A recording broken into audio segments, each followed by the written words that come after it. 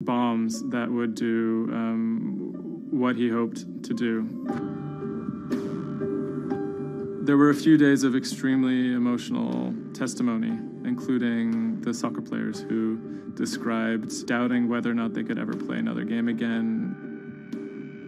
It brought everything back up, and it didn't quite help them to kind of process what was going on. Throughout it all, he sat there completely silent. The big mystery that was swirling around the trial was the question of why he may have simply done it because he wanted to impress a woman. Rebecca is a young woman who has a very troubled home life. She ultimately sees her relationship with Weinergold as an opportunity to leave that troubled home. Weinergold is a Russian immigrant to Germany. He speaks with an accent. He has anxiety in large groups of Germans. She begins to resent the fact that he has these fears and feels a little bit trapped. Rebecca attempts to dump him on multiple occasions, and he threatens to commit suicide if she leaves him.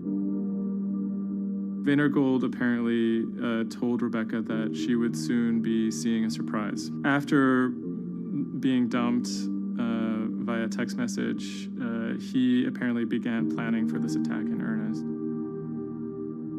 Weinergold was charged with 28 counts of attempted murder, which carried a maximum sentence in Germany of life in prison. He claimed that he had nothing to do with the attack, but as time went on, he admitted that he had actually been the person who had built the explosives and had set them off.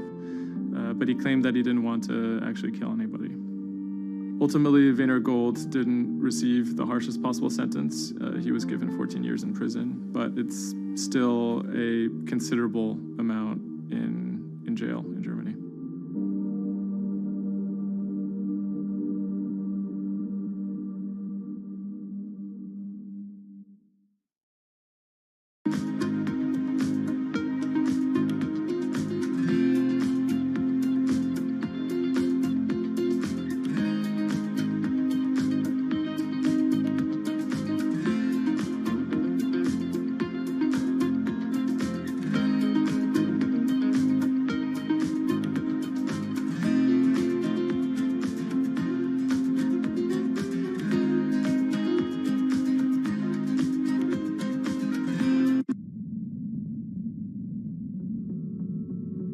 The threat of an asteroid hitting Earth is very real. If it's big enough, it's also very final. These are very, very infrequent events. The probability is not zero, though. A blinding flash of light streaking across the sky. About 100 tons of space rock falls on Earth every day. Most of it is so small it burns up in our atmosphere or lands unnoticed away from major populations. No human in the past 1,000 years is known to have been killed by a meteorite, and according to NASA, no large object is likely to strike the Earth any time in the next several hundred years. However, one thing is certain: we haven't found them all. There are thousands out there, and we don't know where they are.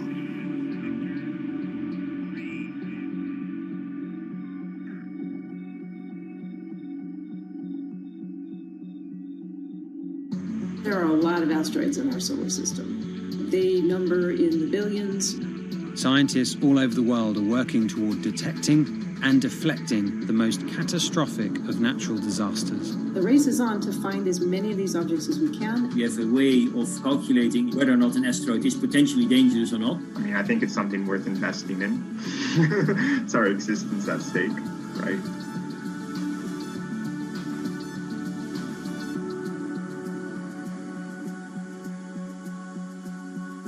Amy, let's get this one out of the way. It's probably the question you get asked the most, but how scared should we be? Asteroids and comets are a natural hazard that's out there like a lot of other natural hazards. These are very, very infrequent events, these collision events, where an object actually impacts the Earth. The most important thing that we need to know about asteroids is when the next impact is going to happen and how bad it will be. What we know is that an object that's about say a kilometer across, is capable of causing very, very wide devastation across the planet, really truly global devastation. The object that wiped out the dinosaurs was somewhere in the neighborhood of 5 to 10 kilometers across, so even bigger than that. At a kilometer, it's still going to be very bad and it will have global effects. For objects that are capable of causing what I would call sort of regional damage, kind of a large major metropolitan area, a city and its surrounding environment, sort of around 100-ish meters. It depends on the details of the composition and so forth. By the 1980s, NASA was cataloguing near-Earth objects. In 1994, stargazers watched as comet Shoemaker-Levy 9 hit Jupiter. The resulting zone of chaos was estimated to be as large as the Earth, and the event became a turning point in the search for asteroids and comets in our solar system. In 1998, Congress tasked NASA with finding 90% of asteroids and comets 1 kilometer wide or larger.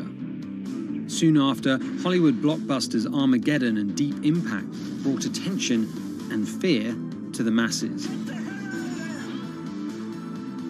The great news is that the vast majority, more than 90% of all the really large 1 kilometer near-Earth objects have been found. The challenge now is working down to these smaller sizes that are still quite capable of causing a lot of damage, but they're just harder to spot because they're fainter, they're smaller. Can you give us a sense of how many are out there in our solar system? We know that there are a lot of asteroids in our solar system. They number in the billions. Most of them, however, are between Mars and Jupiter in what we call the main asteroid belt.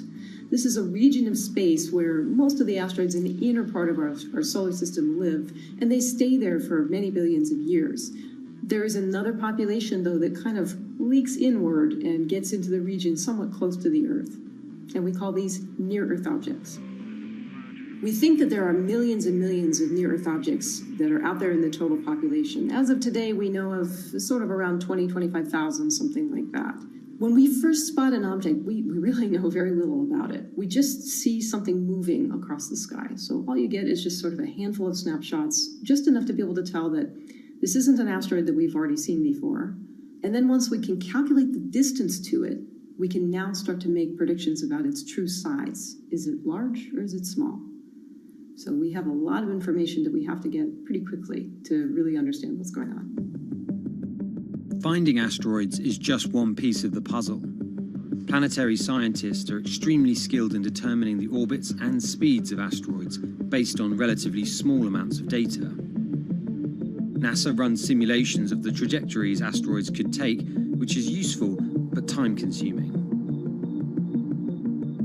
A team of scientists in the Netherlands have found a way that could buy us more time. Our method is very quick. So you can very quickly get an assessment of whether or not the object is dangerous or not. If you look at the classical way of determining the danger of an asteroid, it may take days of computing time on very big machines to determine this hazardousness. The current problem is that there's just too many asteroids out there to spend a huge amount of computational power on all of them. So the neural network allows us to focus on what really could go and pose a hazard to Earth. A neural network is a computing system that mimics the way the human brain operates to find underlying relationships in a set of data. By training the network in this way, you train it in recognizing those objects that are most likely to hit the planet. And once it's trained, you can apply this network to all the unknown asteroids. And then you can make a selection and saying, hey, these are the ones which appear to be having orbits similar to the ones which we know are hitting the planet. That doesn't mean that they do, but it only means that they look very similar to the ones we know they do. What else did you find? Should we be particularly concerned about anything? One thing that we did find is that our neural network was able to go and identify a handful of asteroids which weren't considered potentially hazardous, that when we went and integrated them forward in time, they came quite close to Earth. We find a handful which were not detected before or not considered being dangerous before, and we think they are potentially dangerous. It's very hard to simulate kind of going forward in time an asteroid that's going to hit Earth because, well, the Earth is really small. And well, space is really big. And then you have to have very exact parameters to shoot an asteroid that goes and hits exactly Earth. And then Simon had the ingenious idea of not even trying to do that and just launching the asteroids from Earth's surface and integrating backwards in time. It's very hard to make it hit. So you need a lot of calculations, which all end up in nothing. And the idea was then like, well, let's not do that. This is basically what NASA is doing. NASA is taking an asteroid, making multiple copies of them, shooting them all forwards in time, calculating their orbits, and then see what fraction sort of gets close to Earth. Not even hitting Earth, but getting close to Earth. And that they call it a potential impactor. So you calculate the solar system forwards in time for, let's say, 1,000 years. And then you launch asteroids from the surface as if they, if you go forwards in time, would fall on the surface. You calculate them backwards to today, and then you get your orbital parameters of today's asteroids, which you know will land on the planet. And those you can use as known impactors and compare with all the other asteroids in the solar system. Can simulations and AI, can those things fill in the gaps where perhaps telescopes and other imaging tools can't? Absolutely. Since the observations get more complex, the physics gets more complex. And if the physics get more complex, the mathematics becomes more complex. And at some point, you can't solve your problems analytically anymore. And then this is where the computer comes in. Now we have this trained neural network. We have a way of calculating in a fraction of a second whether or not an asteroid is potentially dangerous or not, and therefore deserves more attention or more time to spend on for really finding out if it is dangerous. When it comes to hunting asteroids, time is critical. What we can do about a potentially hazardous object depends a great deal on what we know about it and how much time we have before the encounter. We'd really like to find them when they're decades away, because the more time you have, the more options you have, and the less energy it takes to move an object aside. It also means we might not have to resort to launching a nuclear warhead at an asteroid. Until recently, pretty much our only choice. That's an option of last resort, in my opinion, yes. We have lots of options available. You can just simply bump into the object and just nudge it out of the way. That's one possibility, and that's kind of, in a way, sort of the simplest thing to think about, just nudging it off its path a little bit with, a massive object, a spacecraft, let's say. It's just kind of like bowling, if you will. If you have a long time or a long stretch of runway in the lane, just a very small twist on the bowling ball will make a big change in where it ultimately ends up. Another option would be something where you take a very big, massive spacecraft and you park it next to the object and you use the force of gravity as a towing rig. That takes longer, though, and you need to be able to send a pretty massive spacecraft, and it obviously depends a lot on how big the asteroid is. Other options start to get more and more complicated, and they range from painting one side of the object a white color and painting the other side dark, and then letting the pressure of light sort of perturb its orbit. In a departure from the lab and computer simulations, NASA has real plans to rehearse kinetic impact deflection. In 2021, the agency will launch DART, the Double Asteroid Redirection Test mission, which will intercept a 160-meter asteroid in 2022. Better to practice now before we have to deal with an actual threat. In the meantime, discovering asteroids is our best bet. Thousands of scientists and amateur astronomers around the world make up an informal network that survey the heavens. But that may not be enough. NASA wants more resources to map our solar system and better technology. We need to ramp up our network of sensors, and also we need to just continue to strengthen our network of international observers so that we can get follow-up, because we find these objects when they're distributed all over the night sky. Once we get more observations, we get better data, we can make better predictions. If you look at the big impactors we have had in the last, let's say, 20 years, or maybe 30 years, or 50 years, most of them we haven't seen coming. So the real danger, I think, comes from the objects we don't know about, and not from the objects we do know about. This particular natural disaster, like a lot of natural disasters and like climate change, is a problem of the global commons. So the thing that we risk collectively is that it sort of then becomes nobody's problem, and nobody takes ownership over it. The asteroids are all over the sky. They just truly cross boundaries and borders with a second's notice. I kind of imagine in the future, maybe lots of small satellites around the Earth that are always going and looking outward. I mean, I think it's something worth investing in. It's our existence at stake, right?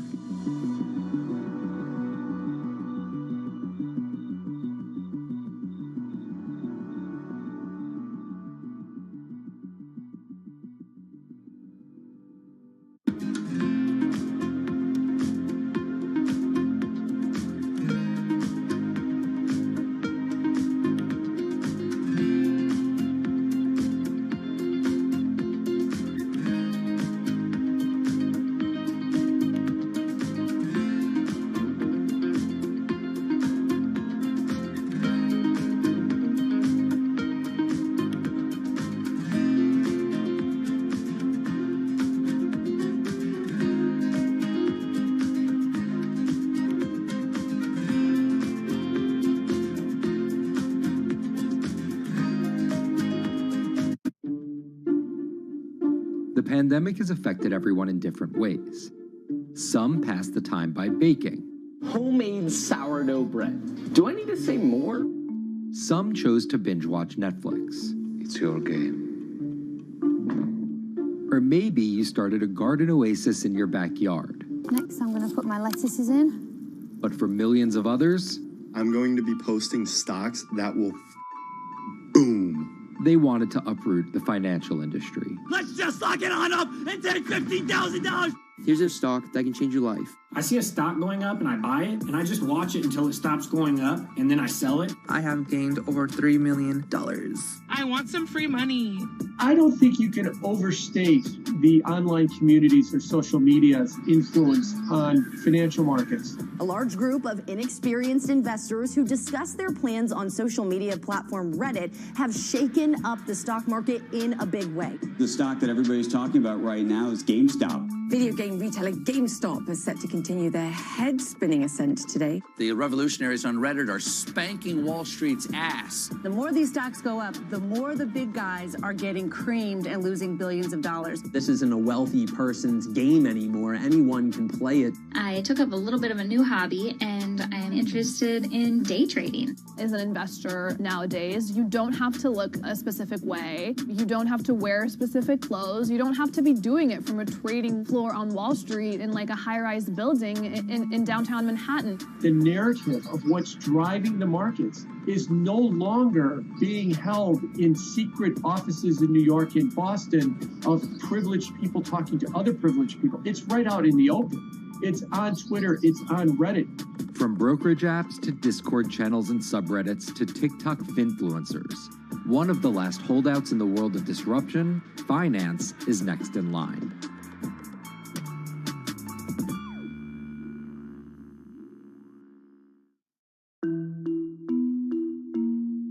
Investing should be as ubiquitous as shopping online.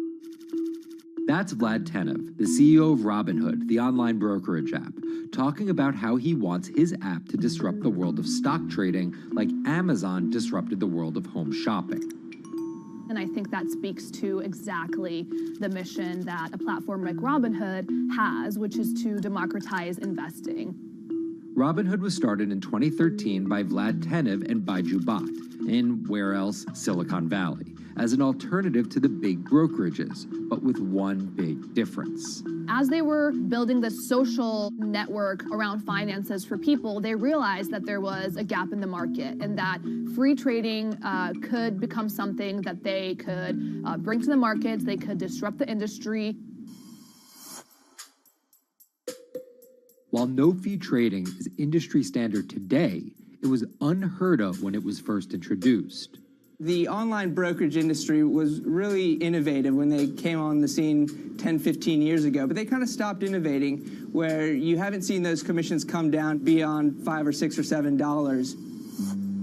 Robinhood think that by offering zero commission that they're going to push people onto this platform.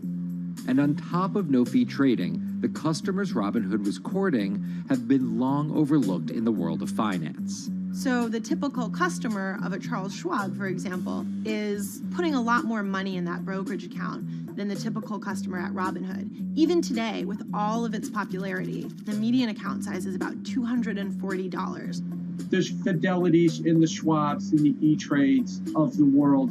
They look down their nose at those kind of accounts. I don't want a $1,000 account. They're just a headache. I want a $100,000 account. And this is key here, right? Because the thing about Robinhood that's different than every other single brokerage platform is how easy it is to use.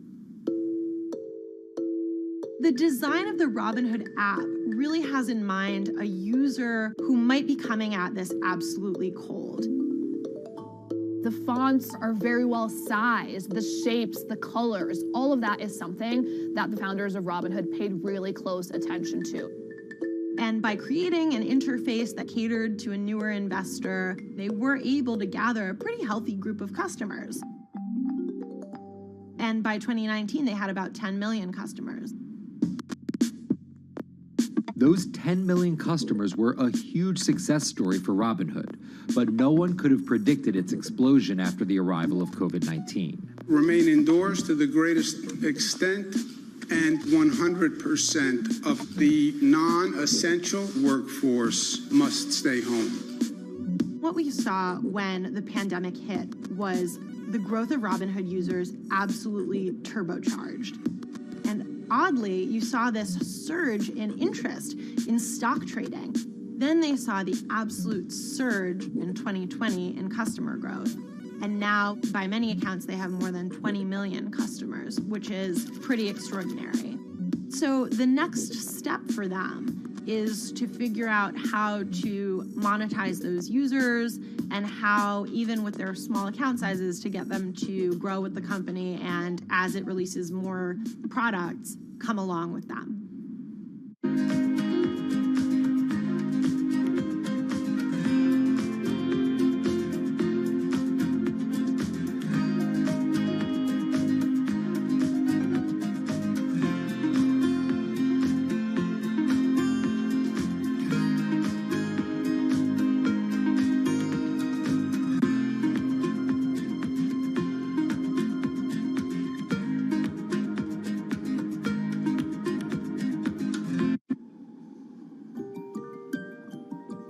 Robinhood would become one of the COVID economy's breakout successes. Robinhood traders, as they're called, became the shorthand explanation for the frenzy of often speculative retail investing after the pandemic lockdowns. Kids wake up in the morning, they go on Robinhood. They're, in the shower, they check Robinhood. Kids are learning how the stock market works at 18 while they're at school, checking their phones in between classes because notifications pop up telling them what their stocks are doing that day. With these new tools, millennials and Gen Z are investing in the market in ways their parents could have never even dreamt of.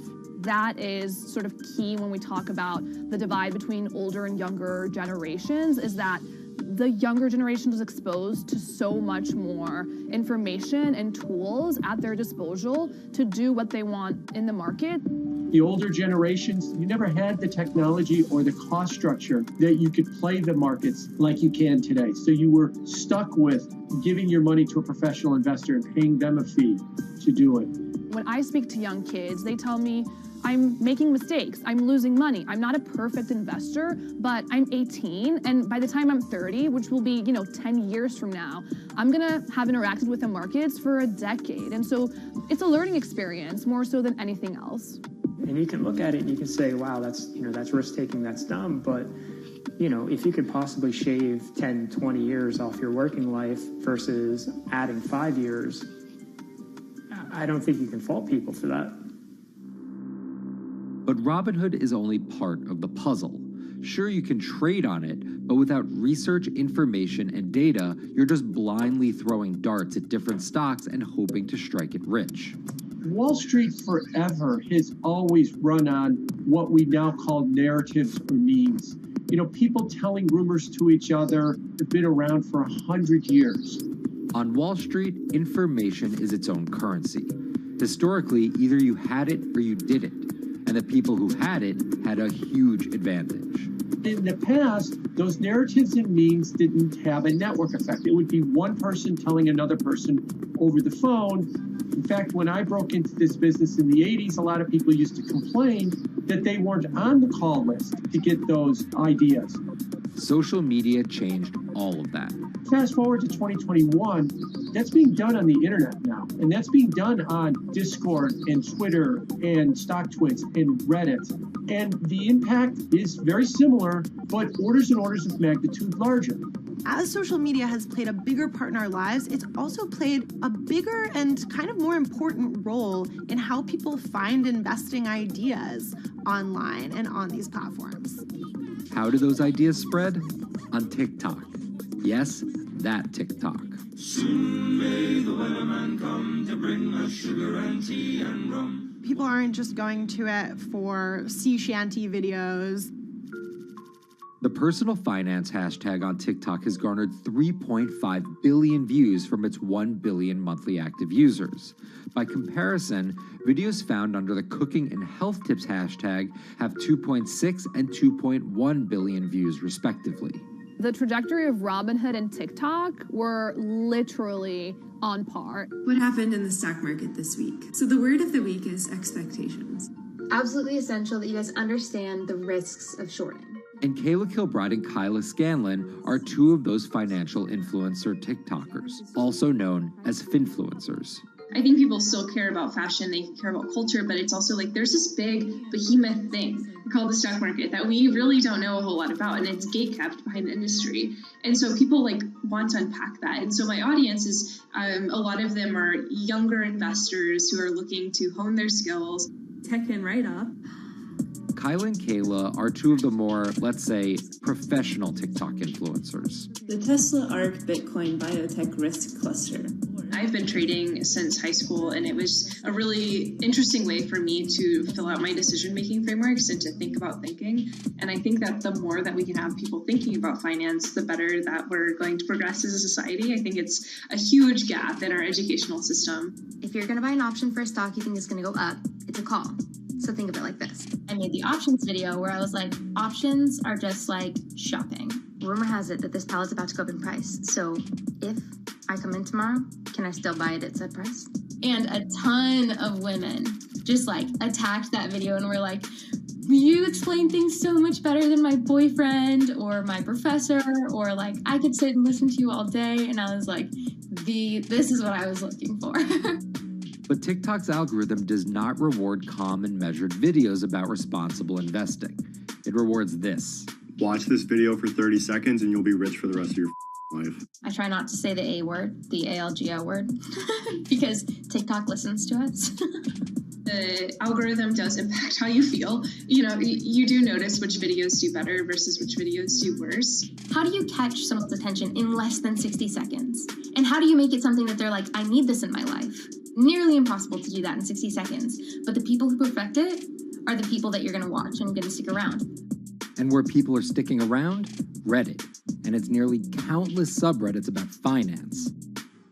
And by far the biggest one of those is Wall Street Bets. There's a lot of social media platforms out there, but Reddit is like the social media platform for finance.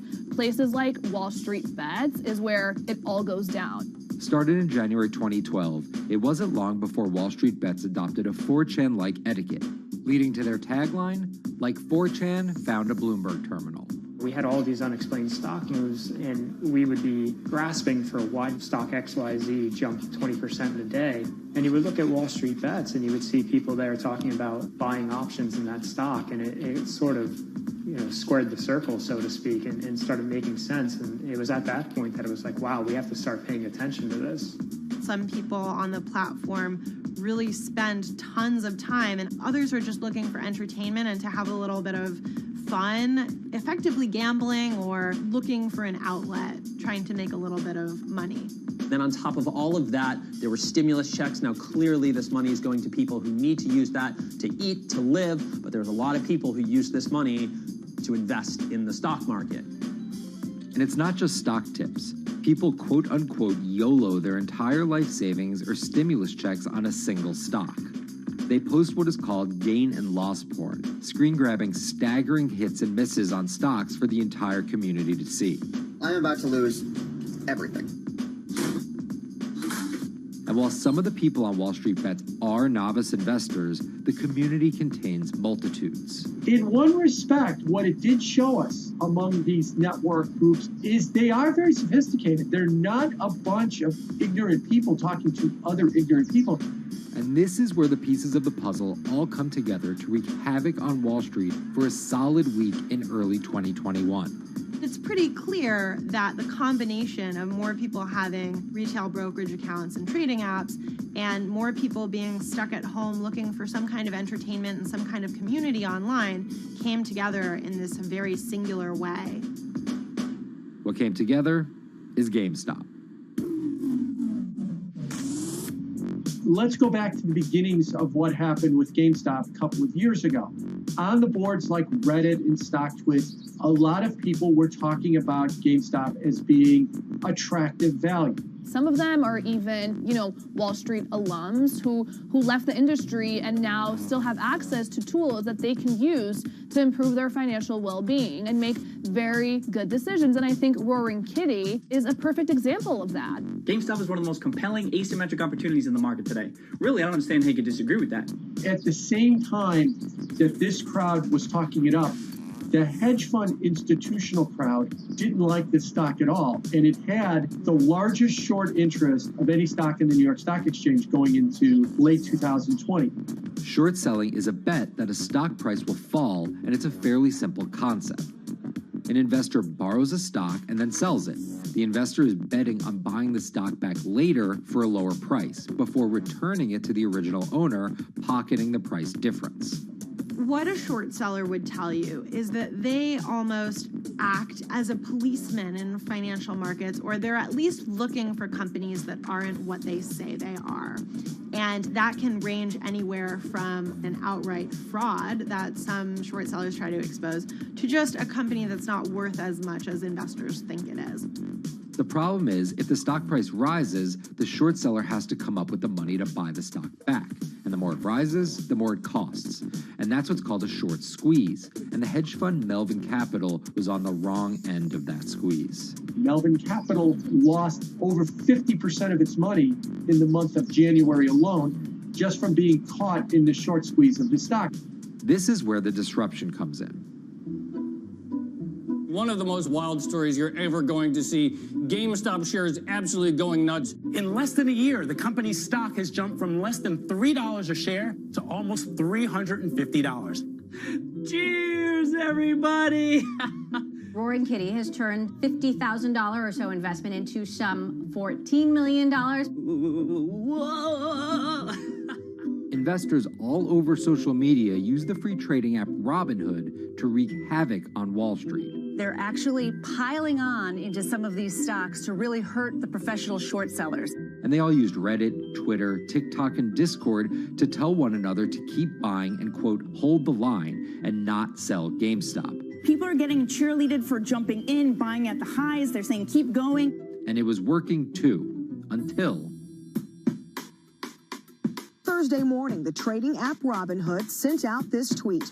In light of current market volatility, we are restricting transactions, including GameStop. People were really angry.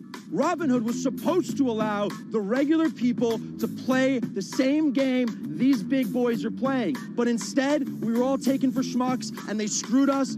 Shares of GameStop are jumping again now that retail investors are being allowed to buy shares of the stock. But what we learned is that when people organize online, they have the ability to disrupt the market.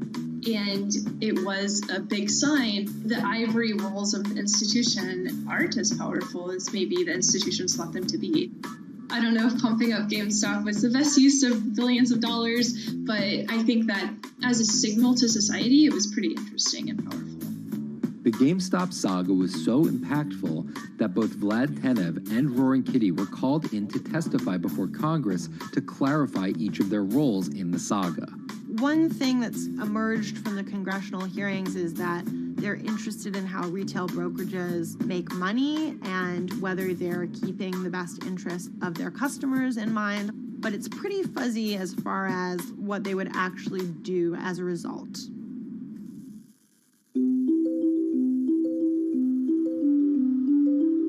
While the frenzy around GameStop eventually subsided, it didn't take long for retail investors to find other areas to invest their money. Take a look at Bitcoin going bananas over the weekend. Bitcoin forms a brand new all-time high. It was after GameStop started to drop that we saw Bitcoin really go up to over 60,000. How much further does this rally have to run? It's compelling to say that money shifted from one venue to the other. While correlation doesn't equal causation, there's a chart out there showing an inverse correlation on meme stocks going down and cryptocurrencies going up. There's definitely an aspect where people are making money on stocks and then moving, they're agnostic, they're not hedge funds. They can invest wherever the hell they want. It's a classic sort of momentum trade. They're going to wherever the winners are and they're willing to jump on and, ride it. So whether it's meme stocks like GameStop, meme coins like Dogecoin, or entirely new ways to invest in art like NFTs, the new kind of retail investor is making its presence known. Over the next 10, maybe 15 years, you're going to continue to see, whether by choice or by force, that baton go from older generations to younger generations. I don't think any single app is going to be the thing that disrupts. I think people are the disruptors. How people get ideas about what to invest in has become increasingly entwined with social media. And as social media companies govern more and more of our lives, the fact that now they're tied in more intimately to people's wallets is something that we might want to understand better. Usually what disruption, I think, means is technology comes in, whether it's blogs to the newspapers or online retailing to brick and mortar. They come in and they're in the same business, but they just do it in such a gigantic cost savings that it causes everybody to switch. Well, that's the risk that happens here, is that it's so much cheaper to just manage your own money. We're not there yet, but costs and conveniences are moving in that direction. So I'd say, Wall Street, you haven't been disrupted yet, but you could be in the coming years, and that the final chapter on this story hasn't been written.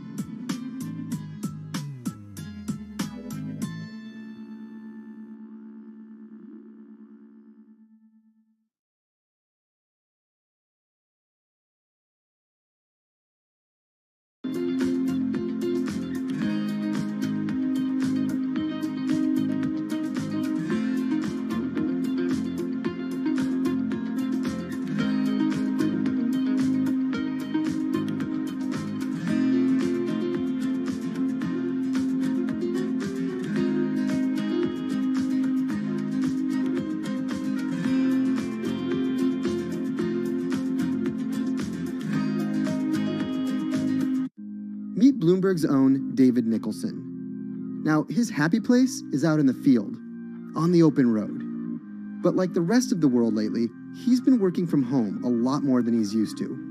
COVID-19 has prompted a massive urban exodus as professionals of every ilk yearn for more space to live and work. As a result, rural areas have exploded, and they're poised to experience a resurgence as more and more families pack up and leave the big city to try out life in the burbs. But there's one problem with that.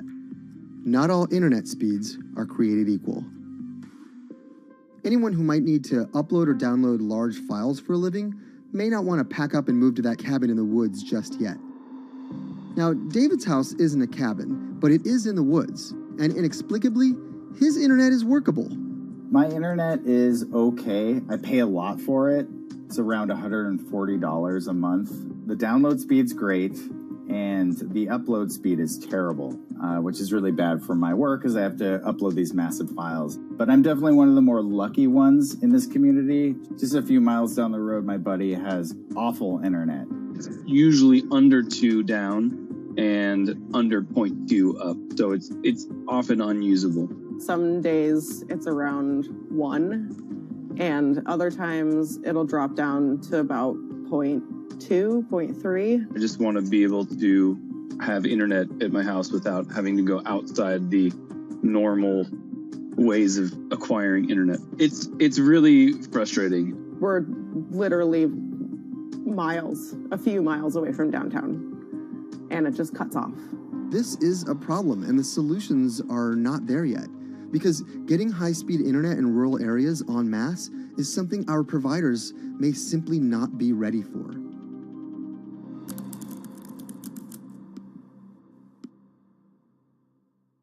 If your internet service doesn't have fast download and upload speeds, then you don't have high-speed Harmony. You have. Americans on average pay about $70 a month for internet at home. But in rural areas, it could cost a lot more for a lot less service. So the pricing for a fixed wireless provider here can be something between $80 and $150 for about 25 megabits per second. However, gigabit service, which is 1,000 megabits per second and symmetrical, is running at about $119 a month or $130 a month. That's John Paul. He co-owns Spiral Fiber, an internet service provider here in Nevada County, California. And for the past 10 years, he's been trying to bring an affordable fiber optic network to town. It all started when he applied to be part of the pilot program for Google's fiber service. Across the country, civic boosters have been going to extremes, chanting, singing, Google in the morning, and marching, trying to get the search engine giant to look at their town. The internet these days is crucial to be in the world, to be a part of the world, and to be connected to your community. Google ultimately went with Kansas City, Missouri, which left Paul on a mission to get funding to lay out fiber optic networks for gigabit service. Over the next several years, he would attend conferences and pitch venture capitalists and apply for grants to make his vision come to life. One of the biggest roadblocks to building infrastructure for the internet here in the United States are the existing large providers. They have their land staked out. They would prefer that nobody come in and compete against them. In 2013, we applied for a grant. We went down and met with the commissioners at the California Public Utilities Commission. It was an arduous process to get funded, but we finally did against all odds. We got a $16 million grant, and then we went out to seek venture capital. Then, in March of 2020, the pandemic hit the world. Everybody got locked down, and everybody came home, and everybody started using the internet. And I remember seeing on one of the local fixed wireless providers' websites, they've said, hey, we know you're all staying home, but please don't use too much video, and please don't use too much bandwidth. And I thought, that doesn't work. The U.S. connectivity gap is far greater compared to countries that are considered its peers economically. Some developing nations actually have better internet than rural America, like in Kenya, which has a state-of-the-art fiber optic network fed in from their coastline.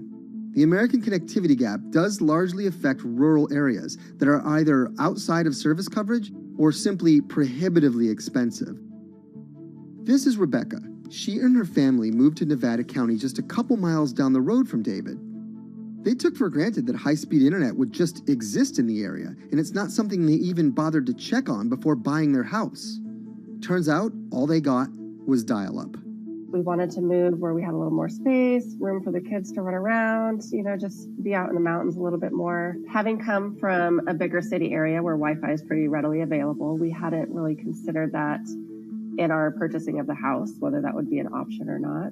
When school started, and now that we are remote learning with our children and we're doing everything from home, we didn't have the option to do that at our house. So every day when school would start, we'd have to pack the kids up and we'd go to my in-laws' home. They have a little cabin up in this area that does have Wi-Fi already. Rebecca's situation is the norm in rural America.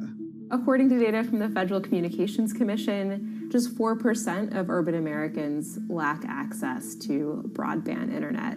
That's compared to almost 40% of people who live in rural areas. But while that was the case, there were also racial and socioeconomic divides in terms of who had that access. In addition to that geographic difference, low-income African American students, Latino students, and first-generation college students were more likely than others to have only one device at home that's shared among multiple siblings and or lack access to that actual connection. For most American towns, there's also a lack of competition, forcing internet prices up.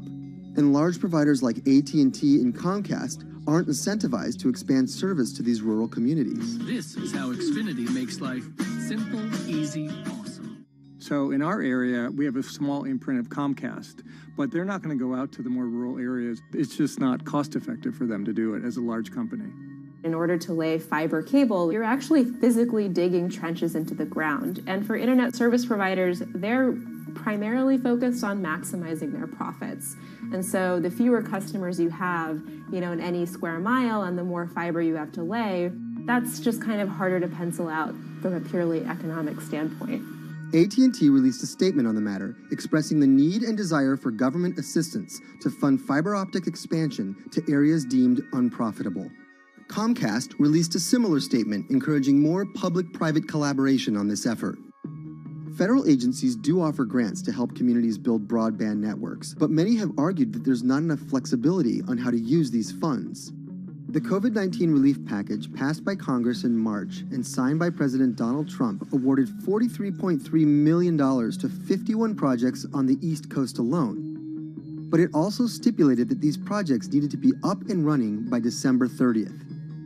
For contractors who plan projects months and years in advance, it's a scramble to rearrange their schedules to meet that deadline. So what we've been asking the federal government to consider is at least have, as long as the projects are getting started, knowing the projects are being put into place to expand both remote learning, working from home, and opportunities like that are truly driven from COVID. We're moving as fast as we can regardless, but hopefully they'll give us some more time. Talking to John Paul, it's clear that he believes broadband is something that can transform a community and should be considered a public good. One of the first communities to come on in the United States with full-on gigabit service was Chattanooga, Tennessee. Now, they're a bigger city, but they're a city that was economically in a downturn. In the last 15 years, the city of Chattanooga has turned around in an amazing way. It's a nexus for young people to move to. It's a place where technology happens. It's not just about logging on to Zoom, to connect with your colleagues who might be in New York City. It's also your ability as a small business, operating in the town of Nevada City or wherever it may be to, quickly upload your payroll documents or something onto the cloud, or to quickly, swipe a customer's credit card. There's just some really basic business functions and mechanics that I think people in big cities really take for granted, and that are just going to be a much bigger challenge for small business owners in rural areas.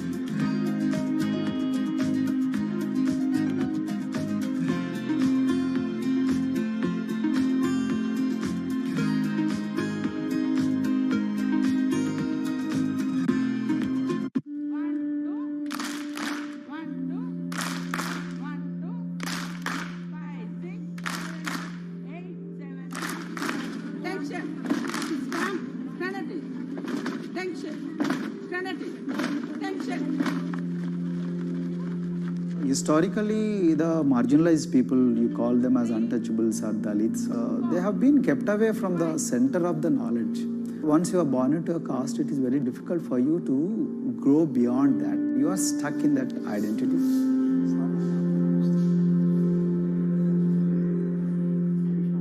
Education is the best way of liberating them. So that's how I chose to work in education sector. The kind of education that we are giving to the marginalized people is going to change not just the fate of these communities in Telangana, but it is going to be the source of inspiration, source of hope for all the marginalized in this country.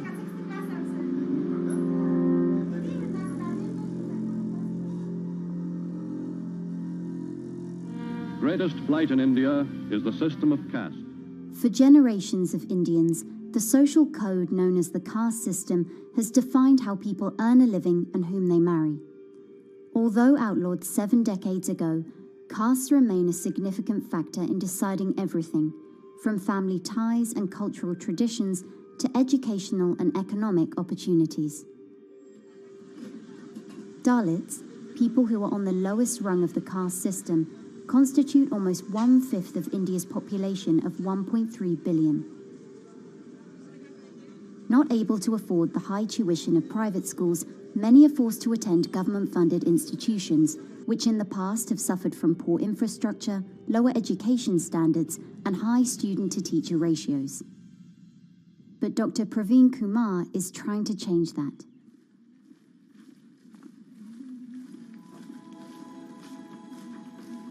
I am currently working as head of Telangana Social Welfare Residential Schools. So totally above 400 schools I manage. These are all residential schools for the students who are historically marginalized but talented and then poor. My friend also Of them, 60% are girls and then 40% are boys, because girls are more marginalized among the marginalized. Their voices are always suppressed. My approach to improve the conditions in the schools has been put your eyes and ears on the ground always. Talk to the parents, talk to the teachers, talk to the students, stay in the schools and then understand their problems, their challenges, both in classrooms and then the corridors and the dorms. Then go to the dining halls and see what kind of food they are eating, and then go to their homes and then what kind of food they are getting and what kind of challenges the parents have. One of the important changes that I brought in after I took over was to complete the transformation of mother tongue to English medium, because English medium, as I said, English is the language of emancipation. A language that connects you to the whole body of knowledge in the world. So we had to train a lot of teachers. Refer to the dictionary also, okay, and find out the new meanings. As well as you're going to describe about. Hey, Richita, how are you? Hi, Sindhu. Fine, thank you. And how about you? I'm fine too. It's been a long time. Identity is extremely important. There is a scientific evidence to prove that your sense of identity is extremely crucial to your growth as a successful human being in your life. If you accept an identity which is very humiliating, which reminds you of very painful past, I think that identity will not help you to grow. I'm not saying that you should forget your past. I'm not saying that, but that should not be in the bubble in which you must live always.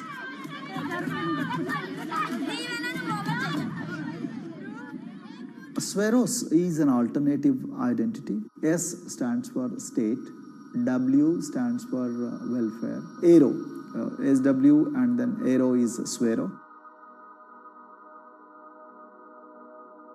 So the idea is your dreams have to be skybound.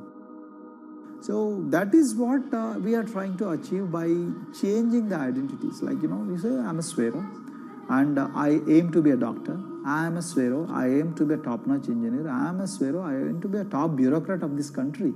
I'm a Swero, I want to be a very good actor or, a musician in this world.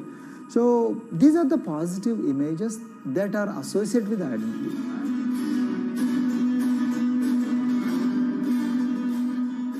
Just to give an example to you, in 2012, in our institution, we used to produce about 6 doctors per year.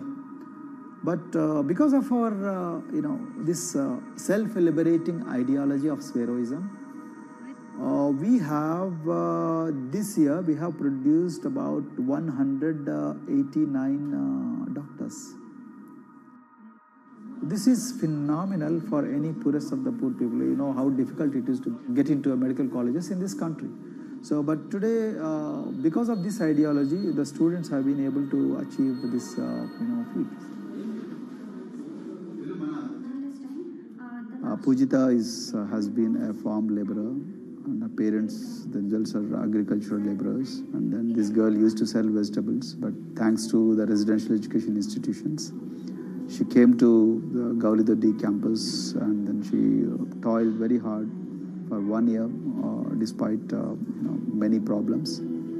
And today I'm so happy to share with you that she has joined one of the prestigious medical colleges in the state of Telangana, Usmania Medical College, and then in future she hopes to be a gynecologist. So this is the journey our children are hoping for. Similarly, the Mount Everest expedition. At Mount Everest expedition, we are very fortunate enough to place the youngest ever female in the history of this world on the peak of Mount Everest. How did this happen? It's all because of an ideology that helps you to liberate yourself.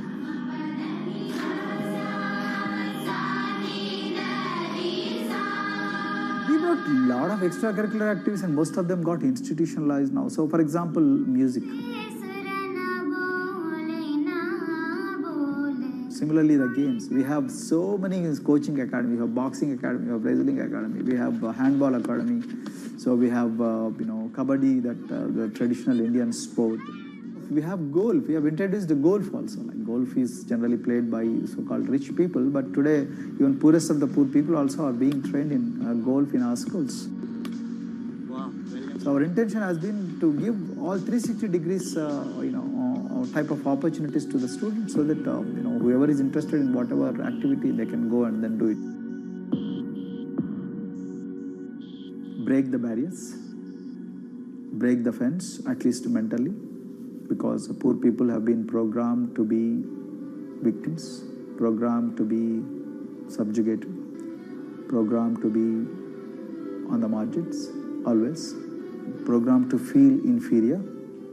We wanted to change all that. There are certain games which are exclusive to rich people.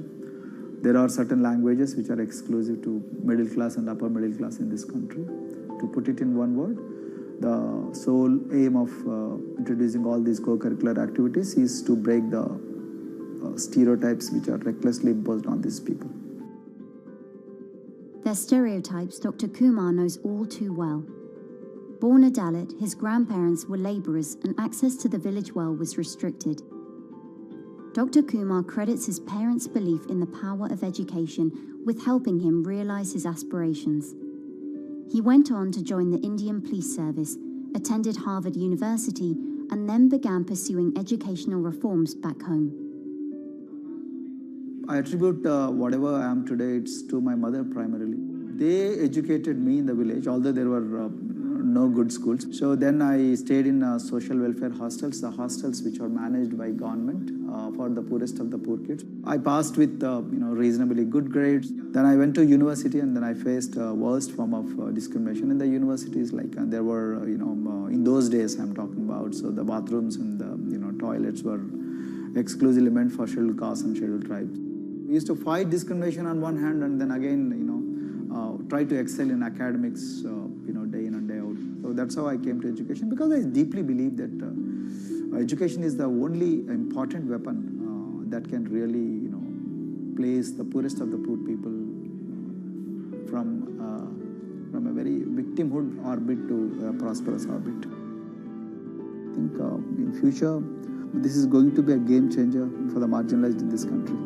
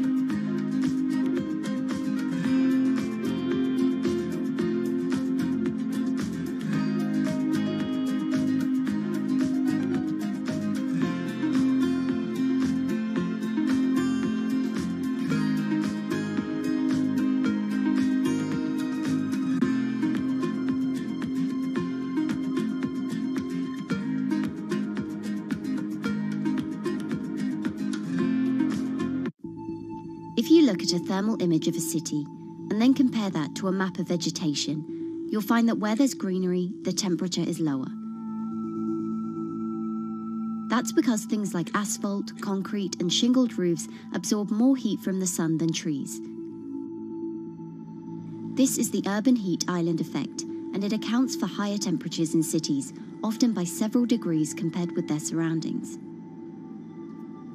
It's becoming a huge risk to human health as growing urban populations exacerbate the heating effects of climate change. Heat waves kill more people than any other extreme weather event, more than tornadoes, hurricanes, and even floods. That's why urban heat island mitigation strategies are being studied in Singapore by a group of researchers. The government-backed project called Cooling Singapore is now in the process of combining everything they've learned to create a digital tool that can help cities all over the world, starting with Singapore.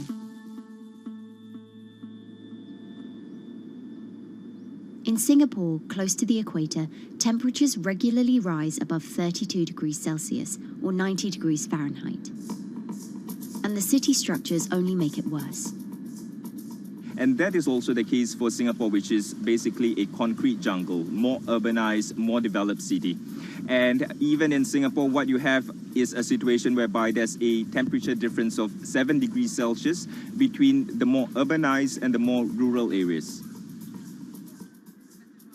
The government has taken drastic steps to keep temperatures down. This is Gardens by the Bay, an award-winning park, and inside this greenhouse is a pleasant 24 degrees. That's because the dome, along with 24 nearby towers full of thousands of people, is chilled by what's probably the world's largest underground district cooling system. It uses a large central plant that cools water and then pipes it into banks, residential towers, an exhibition centre, shopping malls, and the city's iconic Marina Bay Sands hotel and casino complex. So one of the biggest perks of using this system for the buildings is that they can save 40% in terms of electricity usage compared to your traditional air conditioners. And with Singapore relying on natural gas for most of its power, this new system means emission savings equivalent to removing 10,000 cars from the city's roads. That has big implications for the rest of the world. If things stay as they are, more than a third of the world's electricity could end up being used to cool buildings and vehicles by 2050. As the world gets hotter, gets warmer, there is a greater need for air conditioning and as well as refrigerators, for instance. And the more people are buying these household appliances, the more energy usage they use, and they release heat more, and that then exacerbates climate change. It's a vicious circle. And so since 2017, researchers at Cooling Singapore have been identifying design solutions that reduce our need for so much cool air in the first place. One thing many cities have in common, and that's the importance of vegetation. That's a very important measure to mitigate the urban heat because of the shading effect, of course, and the psychological effects of the vegetation, and also because of the possible evaporative cooling effect of the vegetation. Vegetation can be, of course, on the ground floor in form of trees and shrubs, and you can walk under them. This is the so-called canopy layer that the vegetation forms above us. But vegetation can also go up the facades of buildings, and it can go to the roof of the buildings. Luckily, Singapore has been striving for the Garden City feel for quite some time. It was a vision initially introduced by then Prime Minister Lee Kuan Yew in 1967 to make life more pleasant for people. And today, Singapore is one of the world's greenest cities in terms of urban vegetation. Kampung Admiralty, a community centre that contains health facilities and social spaces, now provides more green space than the plot of land it was originally built on. It's topped by a roofscape of staggered terraces covered in local plants, which functions as a community park, and a village green in the centre that contains farm plots for residents to tend to.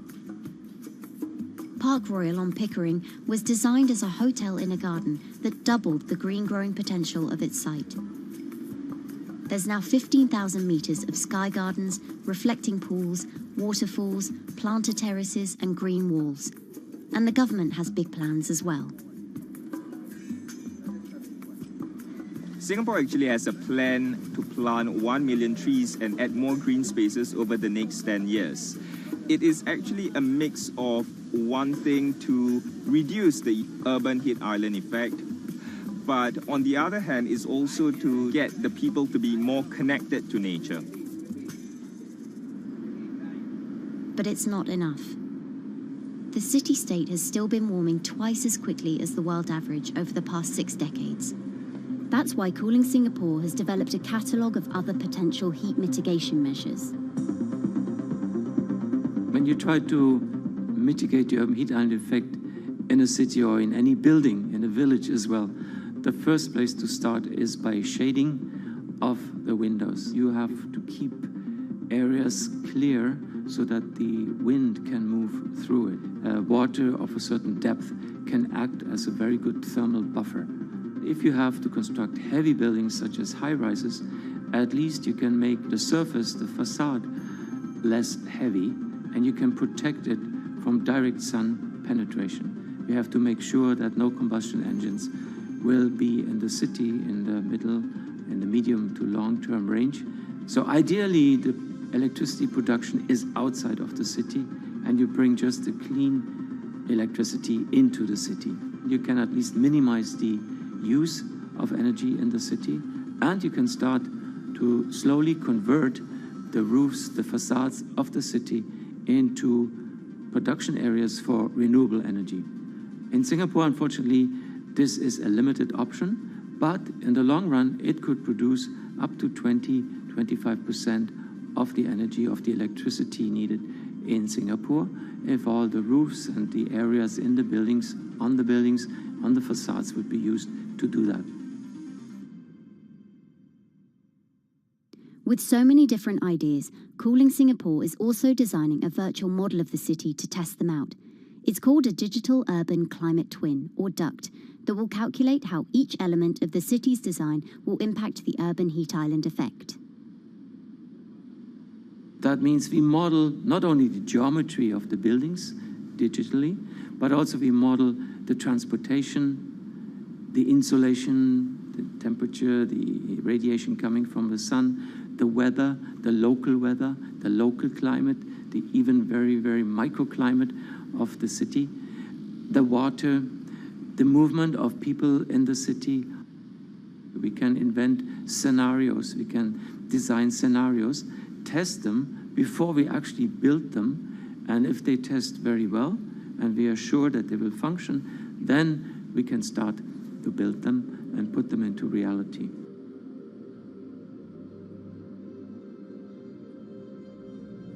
Singapore will be using this new tool to figure out which actions it should take next. And the model can be applied to any city, whether it needs to keep heat out or keep heat in, which will ultimately save energy, slow climate change, and improve our quality of life. So this is something that Singapore will be able to export, maybe even together with its city development systems that it already has. Singapore is one of the very few cities in the world that really combine this scientific approach with a very well-established urban redesign and urban design approach. Through its agencies and the combination of its agencies, it has achieved a lot in the past. If it keeps following the scientific path and the combination with the other knowledge in the city already, we think that it will be a very comfortable and very livable city in the future, even more than today.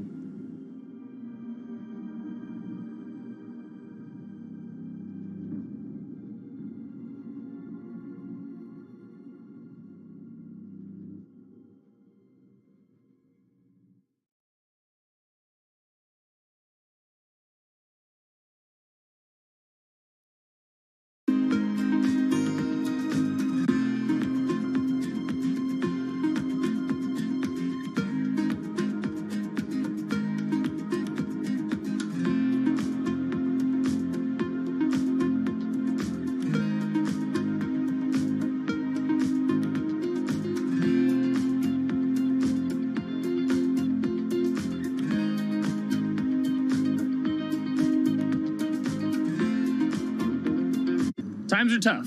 Jobs are scarce. It's risky to be outside and around others. Seems like there's very few ways to make extra money during a pandemic.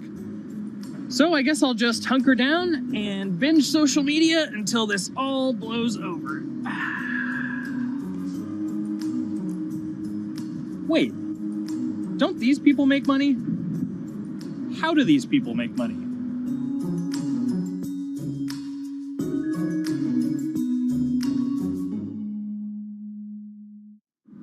Streamers, YouTubers, Twitch stars. How do they make money? Is it a lot? Is it a lot of work? I know, I gotta ask somebody in the biz, and I got just the guy. Austin John Plays. This is your full-time job now, right? As of November of last year, yes. This was always just kind of like a side thing. Like, any money that I made from doing my videos and whatever else, I never touched that because I didn't really think of that as being like real money. And then it started coming in more and more. And then it was like I hit my first day that I broke $1,000 and I was like, this is actually going to be money. How did the YouTube channel come to be? When the game Pokemon Sun and Moon came out for the 3DS, there was like things that I learned about the game, and then I wanted to just share that information with people. And at the time, I didn't have any way to capture a screen or anything, so I found like generic footage and I kind of put it all together with so much editing. And that video got 6 views. And then 2 days later, I made another one, and that one got 12 views. And then I just started pumping out more and more content, and people were like, this guy knows what he's talking about. It really just started building on top of itself, and then it was like, my channel really focuses on tips and tricks. So I play a straight 18 hours, and I'll finish the game or get to about the 40-hour mark, and then I'll make my first video. While I'm going through, I have a giant notepad and just scribbles everywhere, and I make these notes of like the things that stumped me, so I know the things that may stump other people. What do you need to think about if you're building your YouTube channel? 1, you need to do something that you're passionate about. Not that you like, not that you think you're gonna make money on, something you're passionate about. The other thing is something that other people are passionate about. It holds a special place to them. And third is, it needs to be something that people are gonna seek out information on. In order to enter into the marketplace, you either need to be better than everyone else, you either need to be faster than everyone else, or you need to be more accessible than everyone else. And you can't be more accessible because it's already on the platform. Granted, if you understand how the algorithm works, which is very similar to Google Analytics, then yeah, you can have a little bit of a head start. But if you're not doing it faster, and if you're not doing it better than everyone else, then why should anyone watch your channel? So my income as a YouTuber kind of breaks down to 3 different ways. 1, which is the bulk of it, which is ad revenue. Whenever you go and you watch a video and then there's an ad and then you wait 5 seconds and you hit the bottom right corner and then you go on to the next video, or a non-skippable ad, or the video starts immediately, you get the little banner ad at the bottom, or if you scroll down from the video, the first thing that shows there is an ad. Those are the 4 different types of ads that can appear on every single YouTube video. And all of them pay a certain amount. It varies on lots of things, like the country of the person who posts it, the country of the person who watches it, the time of year, where you are in the quarter, if there's anything going on with a reduction in ad revenue. Like, great example, COVID-19, companies weren't spending as much on advertising. So because of that, CPM went down. CPM stands for click per thousand. I'm using the Roman numeral for 1,000. And that means that for every 1,000 views, you get a certain amount of money. Now, on low ads, when I first started off, my CPM was 30 cents. So every 1,000 views, I made 30 cents. But then once I signed with an MCN and I started making more quality content and more engaging content, some of my better videos and certain times of the year, I can see CPMs as high as $12 to $14. And there's a big fluctuation between, you know, if I post a video when there's no ads being spent, like January and February, that's the reason a lot of your favorite YouTubers and also TV shows don't post new videos in that time of year because ad rates are down. Why are they going to make content then? Instead, you're recording and you're bulking up for when ad revenue is higher. The second way that a YouTuber makes income is support, crowdfunding, things like that. When I first started off, Patreon was really the only option, but then they started rolling out supporters and members for YouTube channels. So whenever I have a live stream, you can click a button and then you can become a member, and then you get special icons next to your name. I believe they're called badges, or on any video, you can hit the join button, and that helps support the channel. And then the third aspect of that would be merch. And for me, my merch has been somewhat basic. In fact, I'm wearing one of my t-shirts from last year right now. You have to endure the times that your first video gets 6 views, that you post it on Reddit and they say, shut up, and then an auto mod bans you. You have to go through that, because until you go through that and you discover why you're doing it, you're not doing it for other people, you're doing it for yourself. If you're not loving what you do, then it's not worth it. Huh. So make a channel about something that I'm passionate about. Oh, sweet. I guess I can make the channel about that.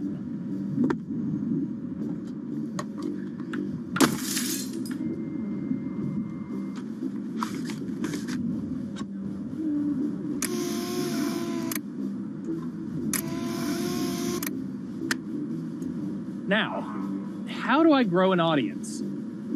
How do I get popular? It's all about diversification, right? You have to have a massive Twitter following. You have to have a massive Instagram following. You have to have a massive YouTube following.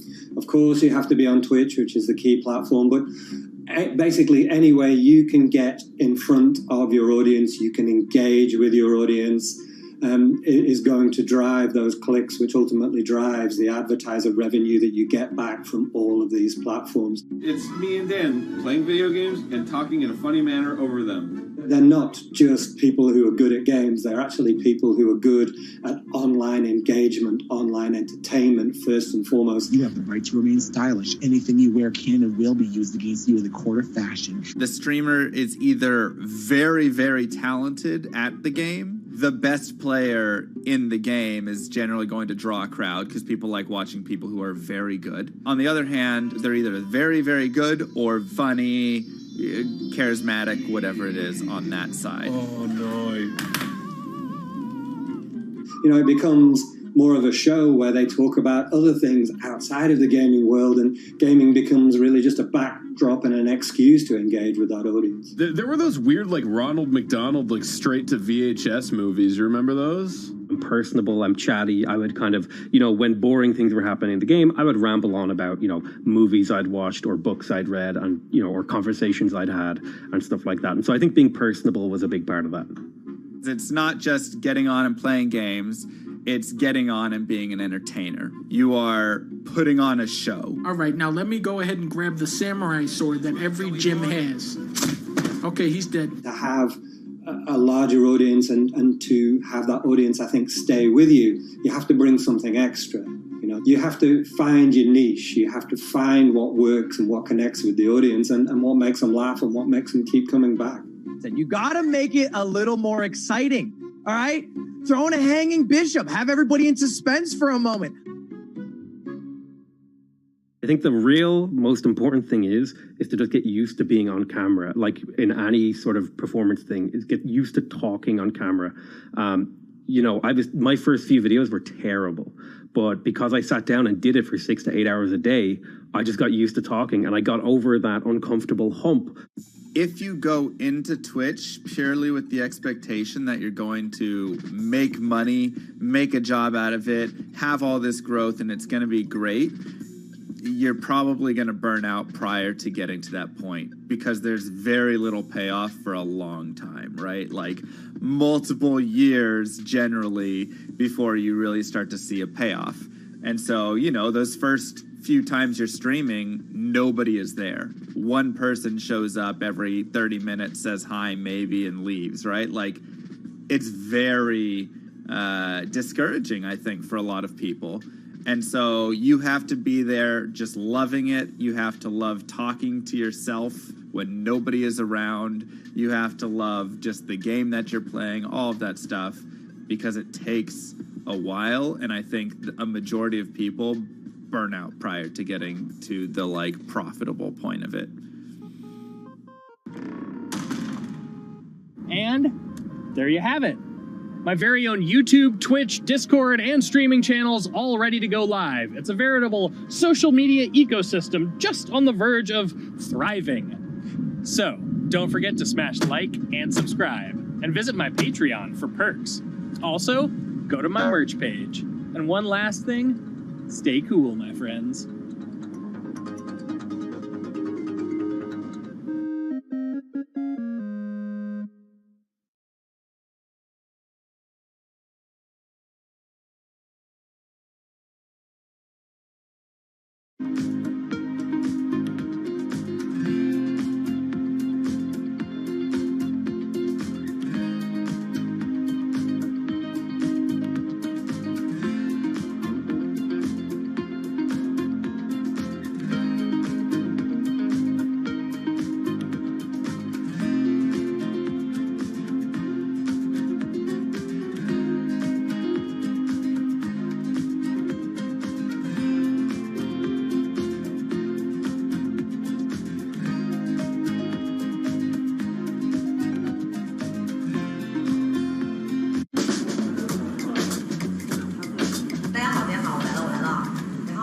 This is live stream shopping, one of the hottest trends in China.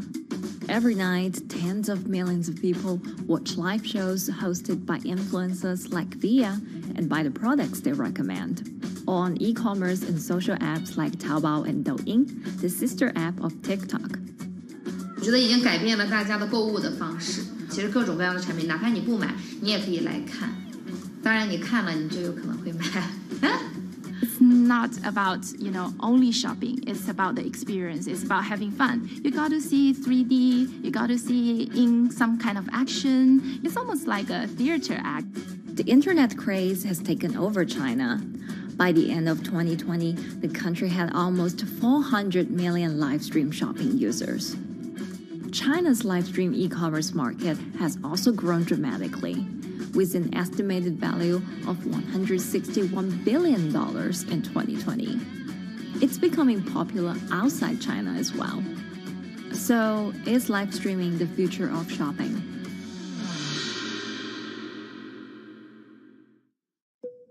Live streaming is not a new thing. In China, it started in 2015 with the rollout of 4G. And it was first used for entertainment and socializing. Many live streamers performed for their followers or chatted to them, making money by receiving virtual currency and gifts. In the West, live streaming is mainly the domain of avid gamers. In China, it's broken into e-commerce. China actually has a very big e-commerce empire, so it uses these super apps, what we call that you have payment, you have search of information, you have recommendation system, and you have huge amount of goods available on the platform, and as well as a lot of consumers. So with this advantage, they merge these features of live streaming to make the influencers actually sell goods. Here is a perfect choice: nice neutrals, beautiful print, nothing overwhelming, and the warmth and comfort of flannel. This is item. Traditional TV shopping involves a one-way direction, whereby a host introduces a product, demonstrates certain things, and say, call this number or something. But live stream shopping is live. That in itself is a very, very big difference. It causes different psychology. And live stream shopping is a very entertaining way of actually engaging someone else. When you shop, actually, this live streaming video will continue. It will minimize into a corner, and you can buy the items and pay all on the same app. And after that, the live streaming screen will just enlarge by itself, and the promoter will come back to screen. So it's very convenient. Taobao, one of China's biggest e-commerce platforms owned by tech giant Alibaba, added a live streaming function in early 2016. In the following years, other e-commerce and social platforms like JD and Douyin also integrated this feature. 开头的时候还是有很多的挑战的，对画面的这个流畅，然后是否能够很真实的去还原商品，它其实在这个上面是有很高的这个门槛跟技术的这个卡口在的。不管是我们的这个用户的接受度，还是商家的这个上手的这个难度都很高。但是这几年下来，基本上难点在不断被突破的。Over $70 billion worth of goods was sold via live stream on Taobao in the years through March 2021. Latest surveys show that over 60% of live stream users in China were watching shopping shows, and over 65% of them shopped at least once via live stream. In 2020, live stream shopping got a huge boost during the pandemic, when millions of people were in lockdown and many retailers were pushed online. People, during the lockdown, felt like there's a need for more social interactions. This live platform creates an interesting kind of environment that gives people the sense that I'm actually interacting with you. And then live stream shopping brings in a lot more variety of things that people could buy and satisfy, the sense of like losing control, especially during the pandemic. At the heart of this craze are the top influencers who have tens of millions of followers and sell products worth millions of dollars every night. They often use their star power to get bargains from retailers, which in turn boosts their own sales and influence. So if you think about China's live streaming, you have to know the king and queen of the influencers. The queen of live streaming, Via, she is actually having the biggest viewership and the biggest sales volume for a long time on Taobao platform. She can sell everything from like Gucci sunglasses, lipsticks, homes and cars. One time she offered her followers to go on a Tesla ride with her, and she even, for once, sold a rocket launch in her live streaming room for 40 million yuan. The king will be Li Jiaqi, more widely known as Lipstick's brother. He used to be a cosmetic sales before he turned into live streaming e-commerce, and he knows a lot about the cosmetics. So he's the one that will actually put the lipsticks on himself when he's on the show. Top live streamers like Via and Li Jiaqi have become celebrities in China and can earn millions of dollars a year. Although not everyone can be as popular, mid-ranking live streamers like Tiffany still earn a good income through sales commissions. 如果说单从收入方面来讲的话，那主播的收入是比普通的工作要高很多。但是呢，主播这个工作时刻对身体，包括对精神都有很大的一个考验的。就是每天需要集中精力，然后长达5-6个小时，这种状态是很累的。而且这5-6个小时的话，你是脑子是不停的，然后嘴巴是不停的，然后手也是不停的，眼睛也是不停的。像我们做主播，不是说单一的只做直播一件事情，然后还会有选品的一些工作，然后还会有一些其他的事情排在里面，其实是没有个人生活的。那我觉得增强粉丝影响力的话，不是说某一件事情。可能今天做了什么事情你就增大了影响力，而是每天不断的内容的输出，粉丝不断的可能对你的了解，慢慢的信任你。没有芝麻酱的味道，如果吃不习惯的话就慎买。A lot of successful live streamers are generally very good at communication. They're very good at articulating very simply what a product does, what a product doesn't do.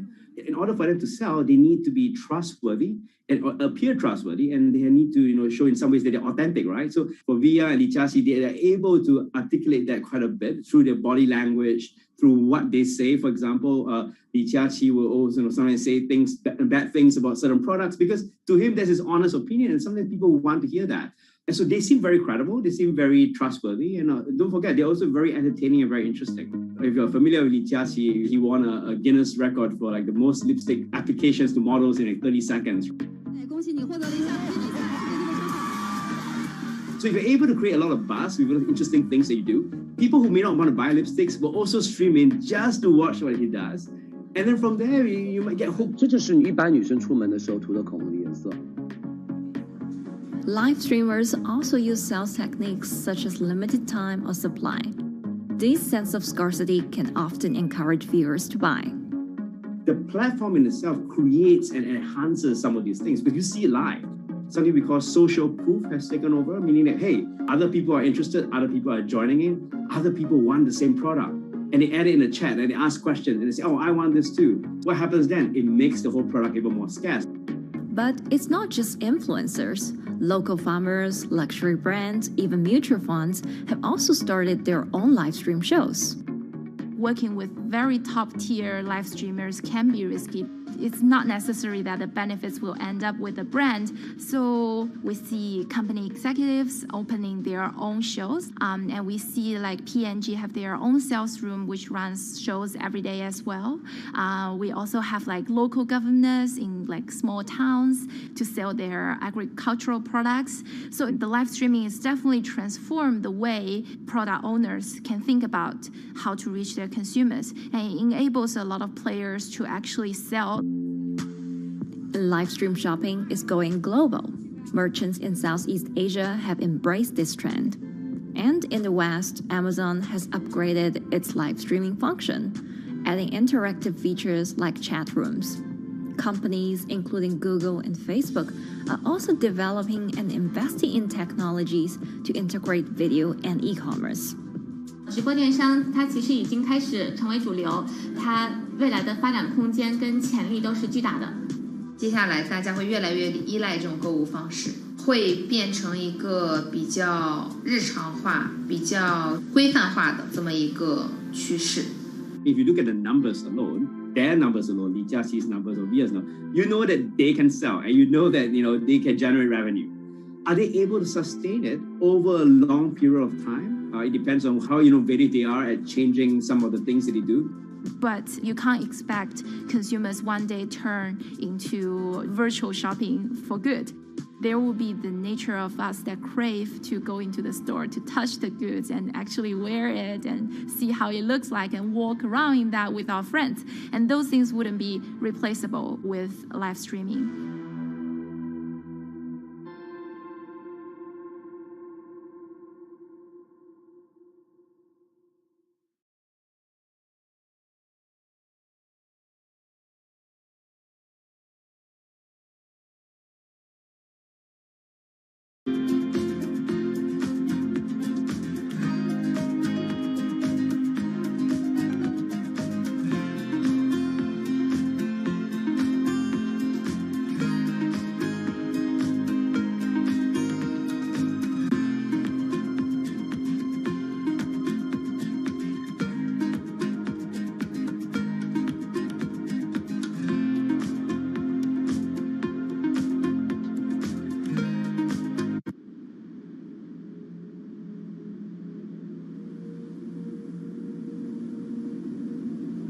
You could imagine that the oceans are actually the largest battery.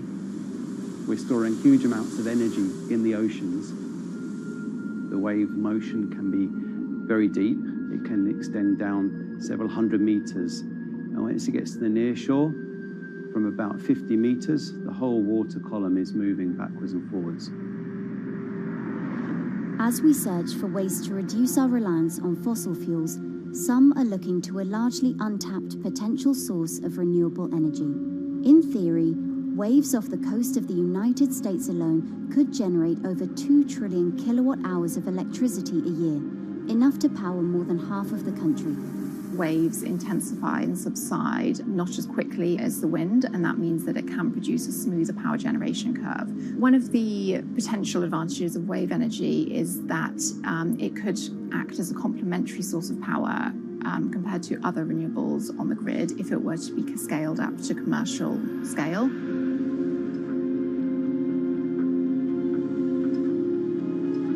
For decades, engineers have been trying to convert wave energy into electricity, but a host of technological and financial challenges have complicated their efforts.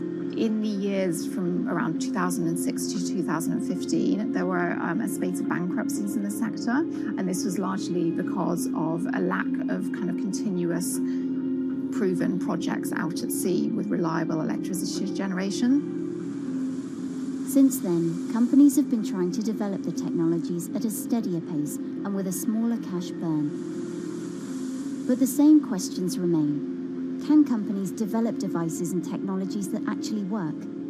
Is wave energy just a novelty or something that can become a major renewable energy source?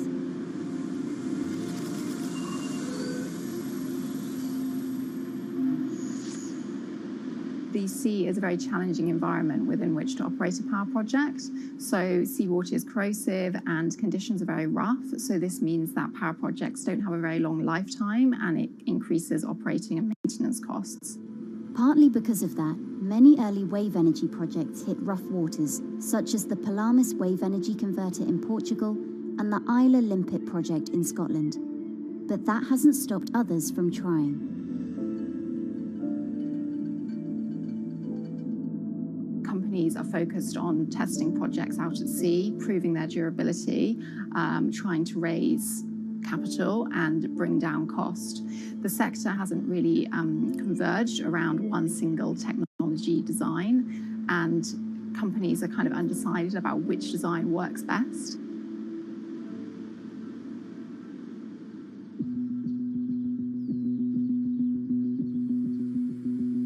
Finland-based AW Energy is a veteran in the sector. The first proof of concept of the company's device was made in the 90s after diver Rauno Koivusaari observed the strong back-and-forth movement of a hatch cover in a shipwreck in the Baltic Sea. The waves are generated far from the coastline, so the wind blows on the surface of the water, causing the water particles to rotate, and that rotation extends deep down below the surface, and the waves can be very long. They can be several hundred meters long. And as they come into the near shore, this rotational energy turns into an elliptical energy, and eventually backwards and forwards, as you probably noticed if you've been swimming on the seashore in large waves, you're pulled in and out. That's the energy that we're extracting. There's a sweet spot where we deploy, so around 10 to 15 meters of water depth. That's where there's still strong wave energy coming in. After years of research, prototyping and testing, the company has deployed Wave Roller, a 350 kilowatt device in the waters off Portugal. Wave Roller has an 18-meter wide and 10-meter high steel panel fixed to the seabed via a floatable foundation. The panel moves back and forth with the waves, capturing the energy. It's submerged in the depth of 15 meters, so it's protected from the extreme waves. We generate electricity by capturing the movement with hydraulic circuitry in a machine room underneath the surface. That hydraulic energy we turn to electricity with hydraulic accumulators and hydraulic motors, and also a generator. The Wave Roller has survived large waves at sea for over a year and delivered electricity via an underwater cable to the grid in Portugal. Meanwhile, the company has won a €2.5 million grant to work on an upgraded version of the Wave Roller, aiming to increase the electricity generation capacity to 1 megawatt.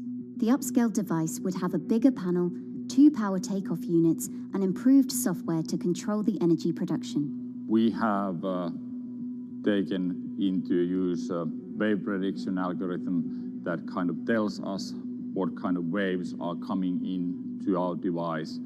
That gives us few seconds to prepare for capturing more energy, and the difference in that is significant. Our future plans are to deliver technology around the world. So I'm hoping we can be working on delivering technology to projects in Asia and also in the American continent as well.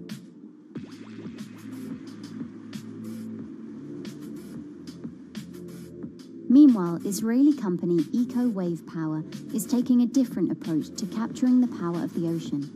For the company's founder, Ina Braverman, developing new sources of renewable energy is a personal mission. I was born in Ukraine in 1986, and 2 weeks after I was born, the Chernobyl nuclear reactor exploded, causing the largest in history nuclear disaster. I was one of the babies that got hurt from the negative effects of such explosion. I had a respiratory arrest and a clinical death. Luckily, my mother, a nurse, approached my crib on time and gave me a mouth-to-mouth resuscitation, which saved my life. I got a second chance in life and decided to do something good with it. Growing up, Ina wanted to be a politician to positively change the world. After working as a translator at a renewable energy company, she decided to change paths. Solar and wind energy were fully commercialized. There were a lot of amazing technologies implemented everywhere. I saw that wave energy, although it's an immense source of electricity, the biggest companies in the world are trying to develop wave energy with no success. And there was kind of a race going on in the world of who is the company that is going to develop a viable wave energy solution first. In 2011, the then 24-year-old Inna co-founded EcoWave Power. Instead of installing devices offshore, the company's devices are attached to existing breakwaters, jetties, and piers. Our technology is very cost efficient, especially in comparison to the offshore technologies, because we don't need any ships, divers, underwater mooring or cables. We install on existing man-made structures, and all our expensive equipment, the generator, the hydraulic conversion unit, the automation, is located on land just like a regular power station. This is the EcoWave Power conversion unit that has been operating in Jaffa Port since 2014 until 2020. Here you can see how the technology works. Basically, the floaters are going up and down and pushing the hydro cylinders, which transmit biodegradable fluid into land-located accumulators. A pressure is being built. The higher the waves, the higher the pressure, which is used to turn the hydro motor, which is turning the generators. The whole system is controlled by a smart automation system, which you can see right here. And in case of upcoming storms, the system automatically raises the floater above the water level and keeps them in the upward position until the storm passes. The company has been operating a 100-kilowatt grid-connected device in Gibraltar since 2016, which is enough to power 100 households. Currently, Inna and her team are working on another 100-kilowatt project at the port of Jaffa in Tel Aviv. The project will be also the first time in the history of Israel that wave energy will officially connect to the electrical grid. And our goal going forward is to expand it to all suitable breakwaters in the city of Tel Aviv and to supply a significant part of the city's electricity needs. Today, engineers and entrepreneurs are still trying to crack wave energy. Globally, only a few hundred kilowatts of wave energy are deployed, compared with gigawatts of offshore wind. But the field has come a long way in recent years, and with the right engineering solutions, this new power source could eventually become competitive with more mature renewables like solar and wind. I would have a lot more confidence in the success of wave energy companies today as opposed to like 20 years ago. But in the next few years, or maybe the next couple of decades, it will be more likely to be used in remote locations like islands that are otherwise dependent on expensive diesel power, or out at sea on gas decommissioning rigs, or for powering underwater autonomous vehicles. So definitely, wave energy can compete with other renewable energy sources, but I personally believe that this is not a competition. In order to have a 100% renewable energy friendly world, we need all renewable energy sources to work together.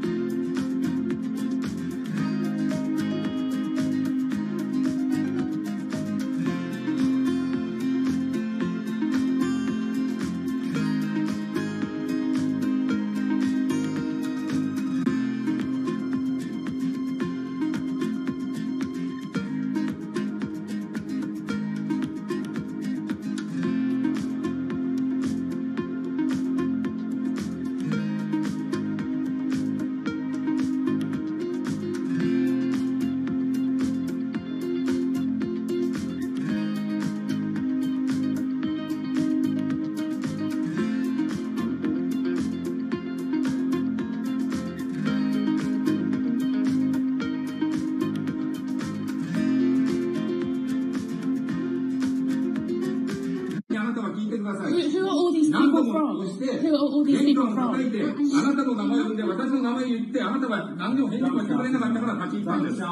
So can you please tell me? I'm not going to... please wait.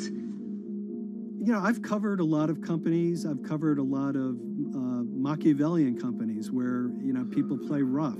I don't think I've ever seen anything on the scale of Nissan. He is making you, but you act like this. I mean, it's corrupt. One of the most dramatic elements was Ravinder Passi's home being raided by court officials in Yokohama. You scared me. You scared my children. I worked in Nissan for 16 years. So Rav Passi's journey into the darkest recesses of the Japanese corporate world started when he was the general counsel, the highest corporate lawyer position in the company. In the past few minutes, Nissan has revealed that its chairman has been arrested after allegations of serious misconduct. He was tasked with investigating Carlos Ghosn. And he was told, conduct an internal investigation and get to the heart of the matter. And then along the way, he started to notice serious conflicts of interest. He is one of the few people who knows an extreme amount of detail regarding the alleged crimes by Carlos Ghosn. And he's now ready to tell his own story on the record about some of the events that happened.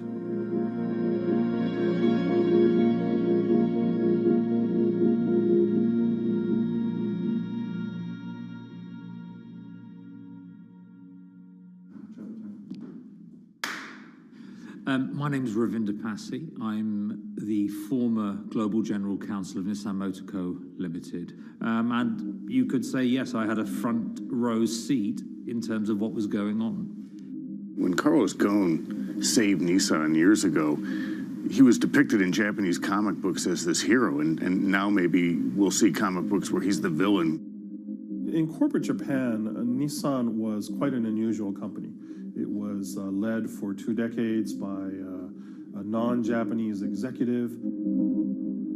Well, Carlos Ghosn was a hero in the Japanese business world. If you had a global business celebrity in Japan and worldwide, it was definitely Carlos Ghosn. In a country with few foreigners at the top, he stood out.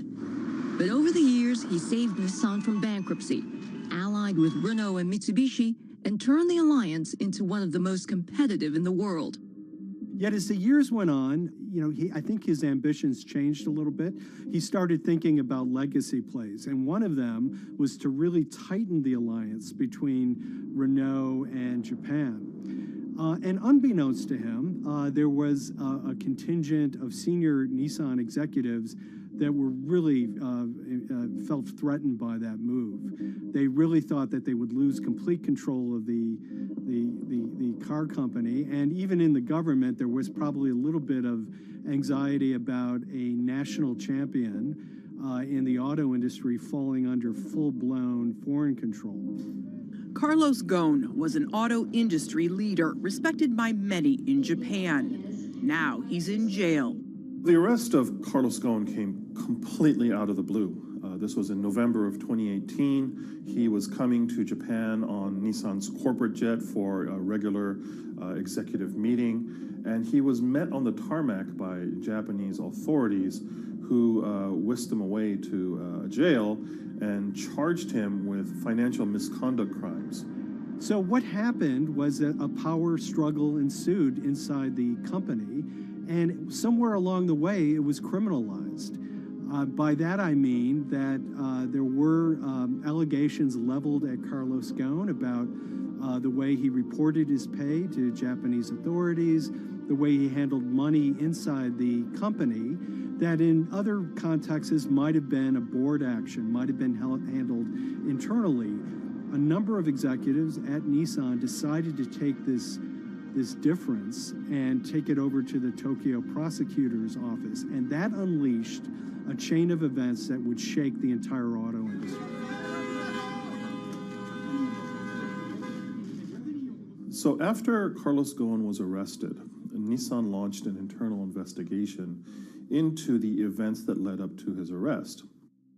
So Rav Passi was tasked with investigating Carlos Ghosn, and he was told, get to the heart of the matter, find out what Carlos Ghosn did wrong and bring it to our shareholders.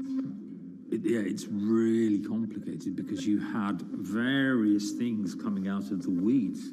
2018, the investigation has started, and we become aware of matters in terms of conflicts, actions by certain individuals that cause some concern because things might not quite be what they seem.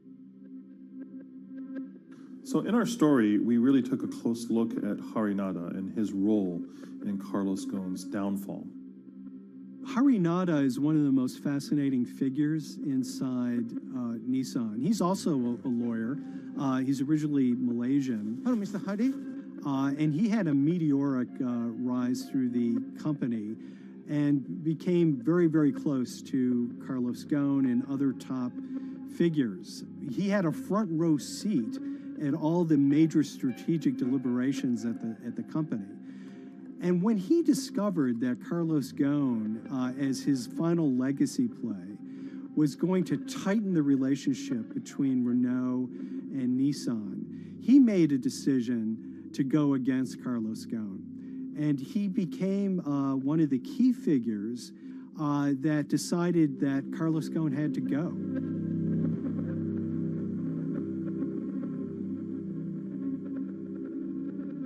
Harinada was somebody who actually recruited me into the company, so I have a long-standing relationship with him, or did have a long-standing relationship with him. For many, many years, he was a mentor. I had doubts about the credibility of the process right at the start. Harinada had a plea deal with the Tokyo prosecutors. Now, that suggests he was intrinsically involved in some of the wrongdoing, or the allegations of wrongdoing, and it just didn't smell right, just doesn't sit right. So there was a basic conflict of interest. In other words, Harinada had to deliver results to Japanese prosecutors to avoid his own criminal liability, and he's accusing and leading the investigation of Carlos Ghosn. Some of the people who had been involved in the original alleged crimes were also looking into the affairs themselves. Ravinder Passi began pointing out some of these conflict of interest issues. And the reason for that is essentially his concern was for the company. If the company's own investigation into itself was compromised, that could lead to a very weak position in various lawsuits that it was dealing with across the world. I had discussions with Harry, discussions with the statutory auditors about these conflicts, discussions with HR about some of these conflicts, because at that point, we reported into him. You know, at the time, everything was quite, as you can imagine, it was, we've got to do this, we've got to do that, we've got to move fast. But when you step back and look at some of these things, you just think, my God, what was going on here? Because me, members of my team, were being placed in immediate danger. Your chairman's been arrested, a representative director's been arrested. They both happen to be foreigners. And then now what we need to do, we're being instructed to do, is certain compliance professionals need to go into properties in Brazil, for example, and retrieve evidence. They've got to do it very carefully, because if they don't do it carefully, they're going to get convicted of criminal activities. And likewise, when a team of lawyers were commissioned to go to Lebanon, I mean, one of my immediate concerns was, why are lawyers from Nissan being sent to go to Lebanon to retrieve evidence? These are just lawyers, they're corporate lawyers from Nissan.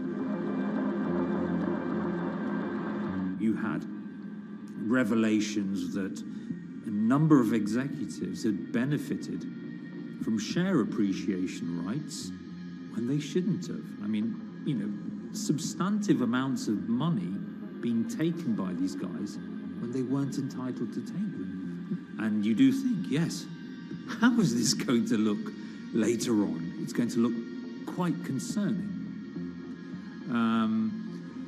So that triggered for me the sort of assessment that, well, I'm going to have to do something, because up until this point, I haven't put down on paper these conflicts and these issues.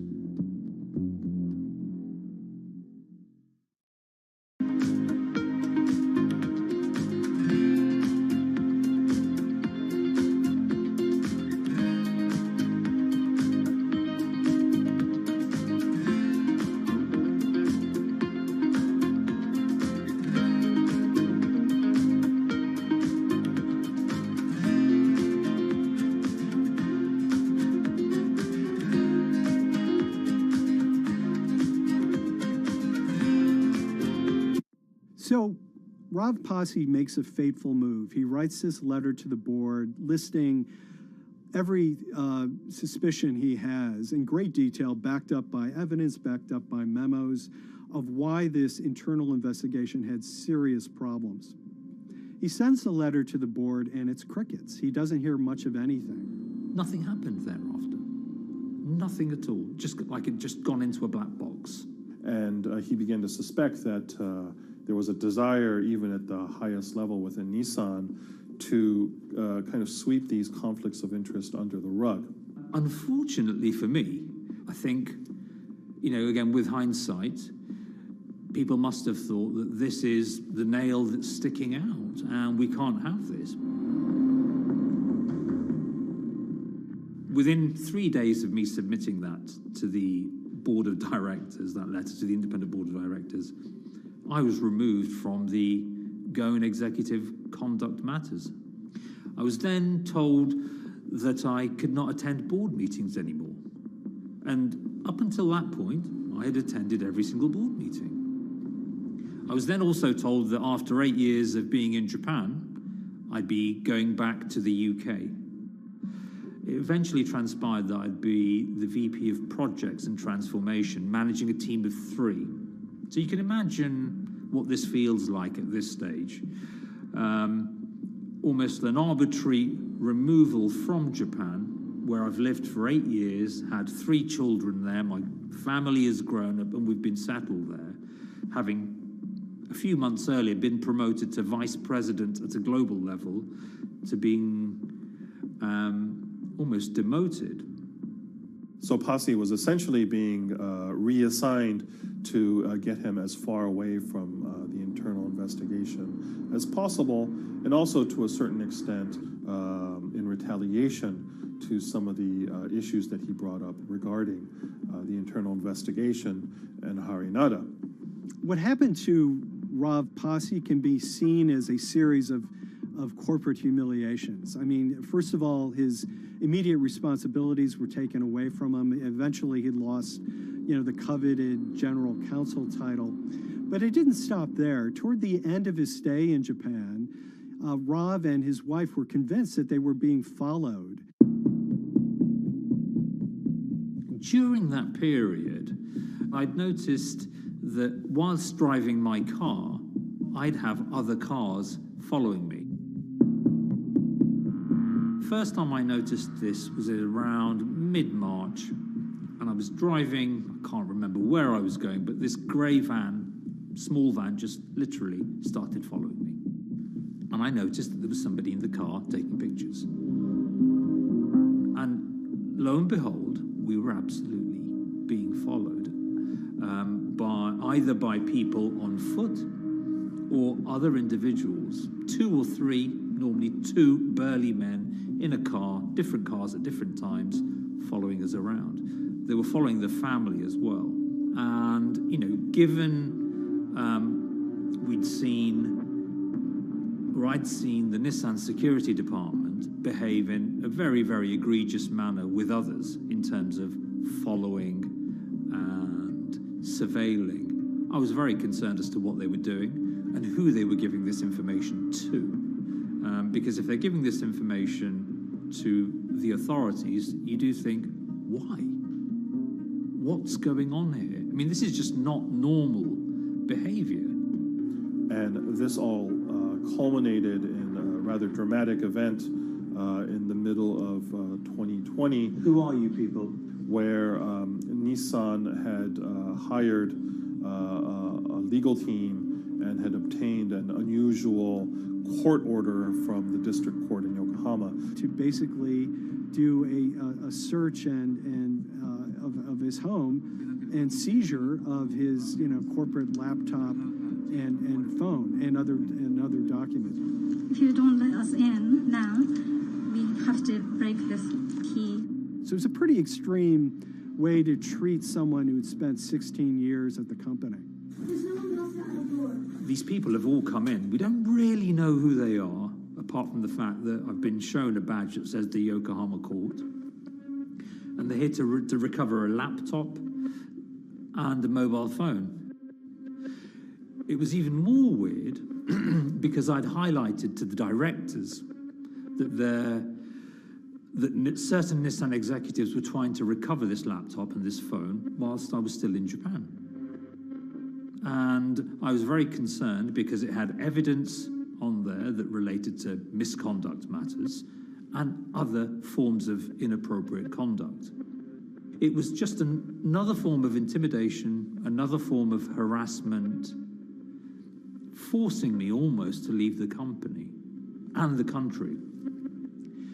Because once they'd retained and obtained these items, we were still followed, which, again, I just couldn't understand. What is the point of doing that? You know, this isn't a car company. This is not the KGB.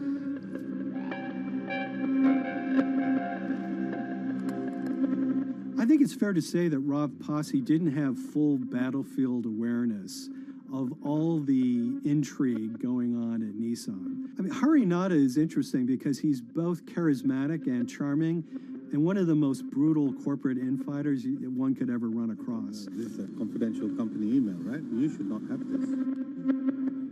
If he had fallen into line, he would probably still have his job at Nissan, be paid very well, and continued his work. A career that he spent 16 years building at Nissan is irretrievably broken. It's been smashed to smithereens. He and his family paid a huge price, certainly. But in terms of being able to sleep at night, I think he's come out ahead. I highlighted issues to the highest levels of the company so that they could be dealt with appropriately by those in charge. There was no response to those, and there was retaliation against me. What's really profound, like absolutely profound, is that none of your colleagues, I mean people who you have known for years, forget it. Yeah. You're on your own. Yeah. And you got to be ready for that. You've got to be ready for that. If you take it on anyway.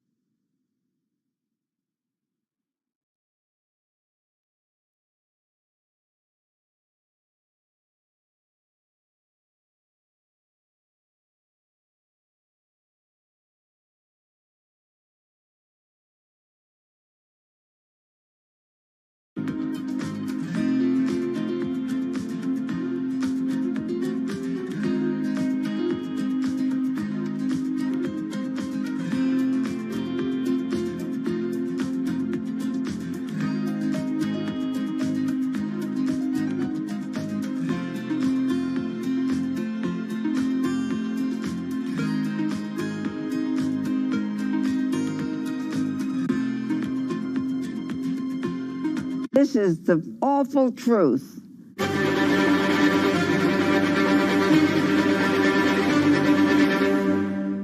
There's always someone in the family that's pushing it.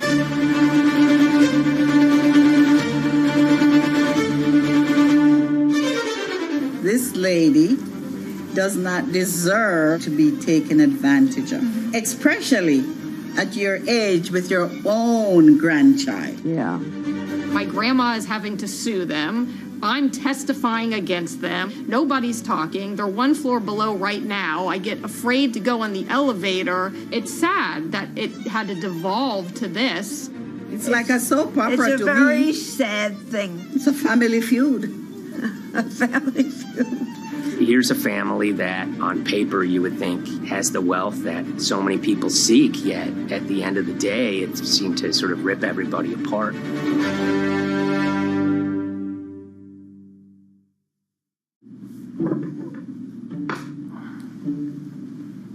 My name's Tom Schoenberg. I'm a senior reporter here at Bloomberg News, cover financial enforcement. I was approached by someone close to the Schottenstein family and asked whether or not I would be interested in writing about Beverly Schottenstein and this case that she had against JP Morgan. And it was immediately clear that there was a great story here to be told.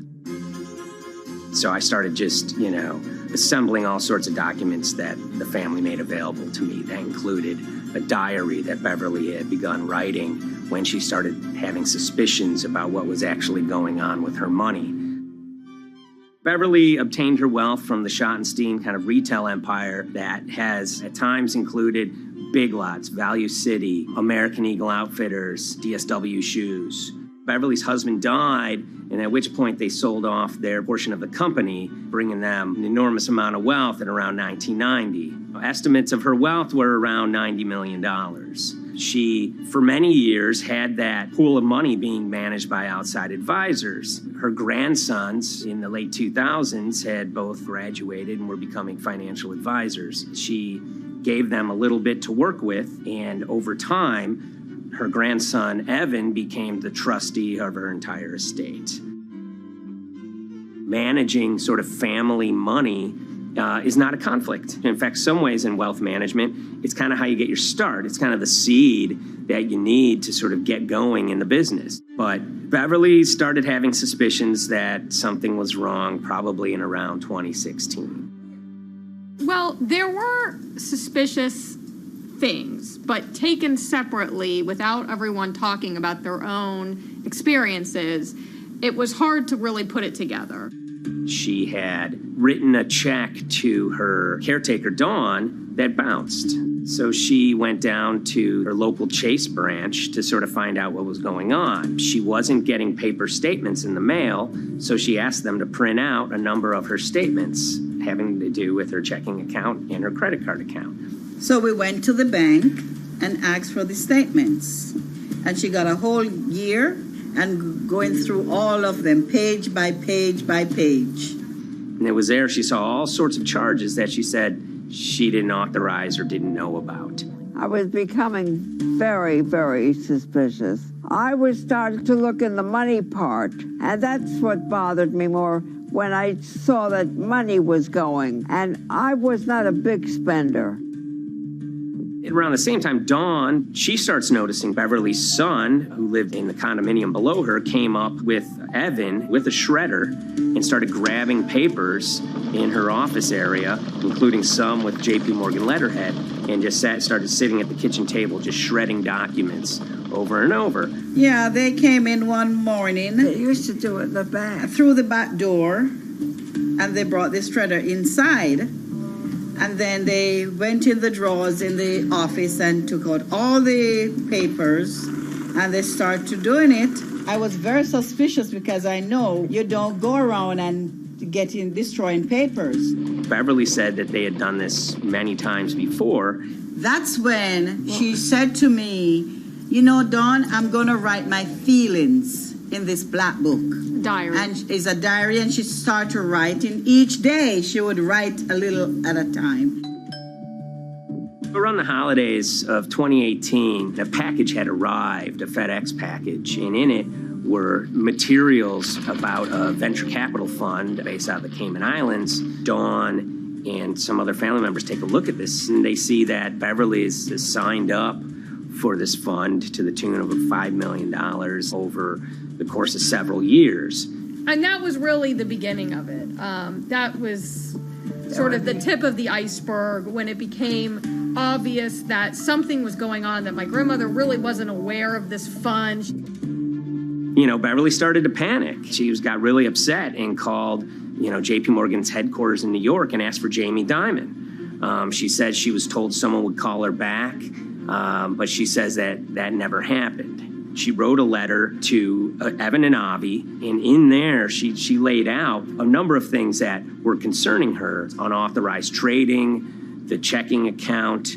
She had about $1 million worth of jewelry in a safe deposit box, and that her son Bobby had the key to that box, and that jewelry had gone missing. All this was kind of packaged in this, 5-page handwritten amendment to a will and trust. There's such an evolving narrative about why the jewelry was taken. The only truth we really know is that the jewelry is gone. But why it happened, there have been a lot of different stories.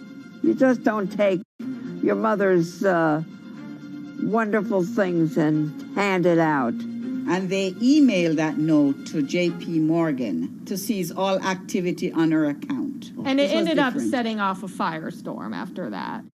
As soon as they got this email that there was a cease and desist and that she wanted to send her money and change brokerage firms, they were actually vacationing one floor below downstairs. They're there right now.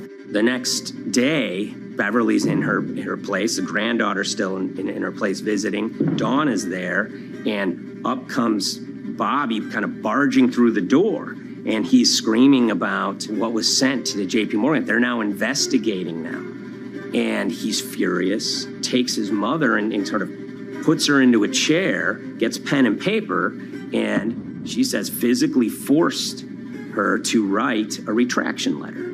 They were pushing me around. It was a scary time. I was really afraid, too. I had to take her to the doctor, and she did an x-ray because she was in so much pain. The locks had to be changed. The phone number had to be changed. I really thought we were going to have to hire guards to be outside just for protection. Oh, it was terrible. Horrible scene. Beverly brought her case before the Financial Industry Regulatory Authorities, usually known as FINRA. It took several months of hearings. She sees all sorts of transactions that's going on, hundreds of them that she claims that she never knew about, never authorized, but yet were logged in J.P. Morgan's files as having been direct requests from her. That included the sale of a large amount of Apple stock worth several $1 million, as well as all her stock in Big Lots. Over the course of their time with J.P. Morgan, Evan and Avi were making all sorts of trading on her account that was generating millions of dollars in commissions for themselves and the bank, yet she was not sort of getting any of the type of gains that you would expect sort of an $80 million account in a bullish market to be able to get. They issued a ruling entirely in her favor, finding that her grandsons, as well as J.P. Morgan, they were liable for violating their fiduciary duty, misrepresenting themselves, and they also found that the bank and her grandson, Evan, were liable for elder abuse. Evan and Avi, they were fired from J.P. Morgan. They issued an award of about $19 million. I reached out for comment, and J.P. Morgan emphasized that Evan and Avi were no longer with the firm and that their actions do not represent the sort of values of the bank. I reached out to Evan and Avi, heard back from their lawyer saying that, they disagree with the law and the facts that FINRA kind of used to decide the case against them and are seeing if they can have it withdrawn. Her son, Bobby, wrote her a letter, said his sons weren't criminals, and he also admits to taking her jewelry. And he says he needed it to pay off some bad business debts he had. They never once came up to say, I'm sorry. If there had been an apology and some acceptance, and asking for forgiveness. From my grandmother, I don't think we'd be in the position that we are now. Since the piece came out, we've received dozens of messages from people, many of whom are telling their own sort of personal tales of, kind of financial advisors gone bad, or family members who got control of an estate and abused, those within. It seems that it's really resonated with a lot of people. I keep, hearing a lot of feedback about Beverly and how, a lot of people feel she did the right thing. You're never too old to stand up for yourself and try to right an injustice. She was adamant that she wanted to stand up for herself, but at the end of the day, they did wrong. It's a painful life lesson. Beverly taught them that you don't mess with grandma.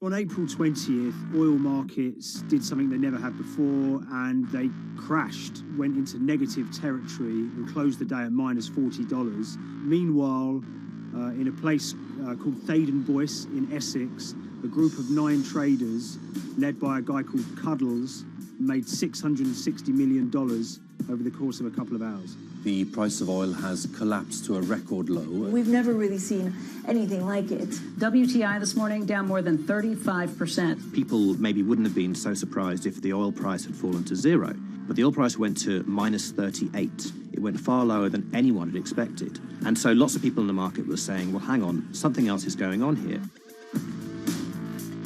A couple of months later, I started to get wind through a kind of network of sources that a tiny firm in the outskirts of London had made a huge amount of money that day and potentially had some part to play in what happened. The information we got was that 9 traders at Vega Capital London had made in the region of $660 million in one day. As a group, I think they made as much money in one day as Apple makes from its international sales in one day. I mean, it's an insane sum of money. Did they pull off a fantastic trade? Did they predict the way the market was moving and get it absolutely right? Or was there something else going on, and had they actually done something that breached market rules in a bid to sort of push the market? And that investigation is ongoing.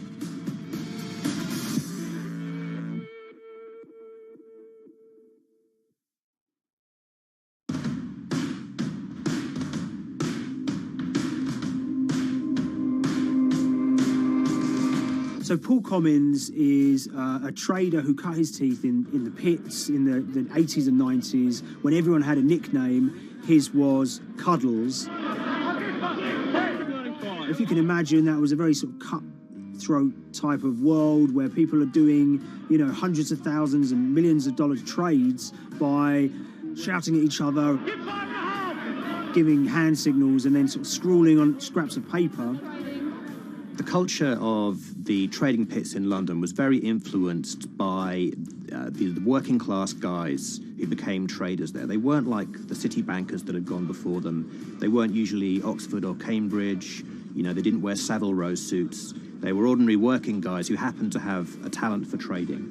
And a lot of them came from Essex. I think it was 400 traders in the pits, and Cuddles in his oil and gas pit was described to us as amongst the top 3 amongst that, was very successful and made very large amounts of money as a young man. But inevitably mechanization and the arrival of electronic markets was the kind of death knell for the pits, and in 2005 the IPE closed down. And when the pits shut down, a lot of the traders who worked there lost their jobs or quit or went to work for financial institutions. But Paul Commins decided to start his own trading collective out in Essex. Some of them are ex-pit guys, cut from the same cloth as him. Lots of them are actually sort of in their 20s, and they're his, drinking buddy's son, or they're his own kids' friends from football. They're young lads, hungry and ambitious, and he brings them into the fold. And fairly shortly, he's got, maybe a dozen or so traders that they're independent, let's be clear, but they're all part of this collective.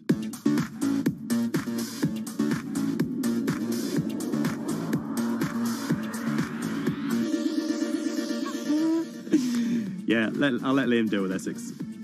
I am from Essex, so I feel like I'm free to, to get into this. Sweet, as they say. If you were to ask someone in Britain how they would imagine a kind of Essex person, they would see someone who's maybe slightly flamboyant, with a sort of Cockney accent, a sort of Guy Ritchie-style accent. Not afraid to splash the cash, but it's probably pretty bright and has done well for themselves. Don't even make sense, does it? But, these guys, they drove around very nice Rolls Royces and Bentleys. They went to places like Marbella on holiday.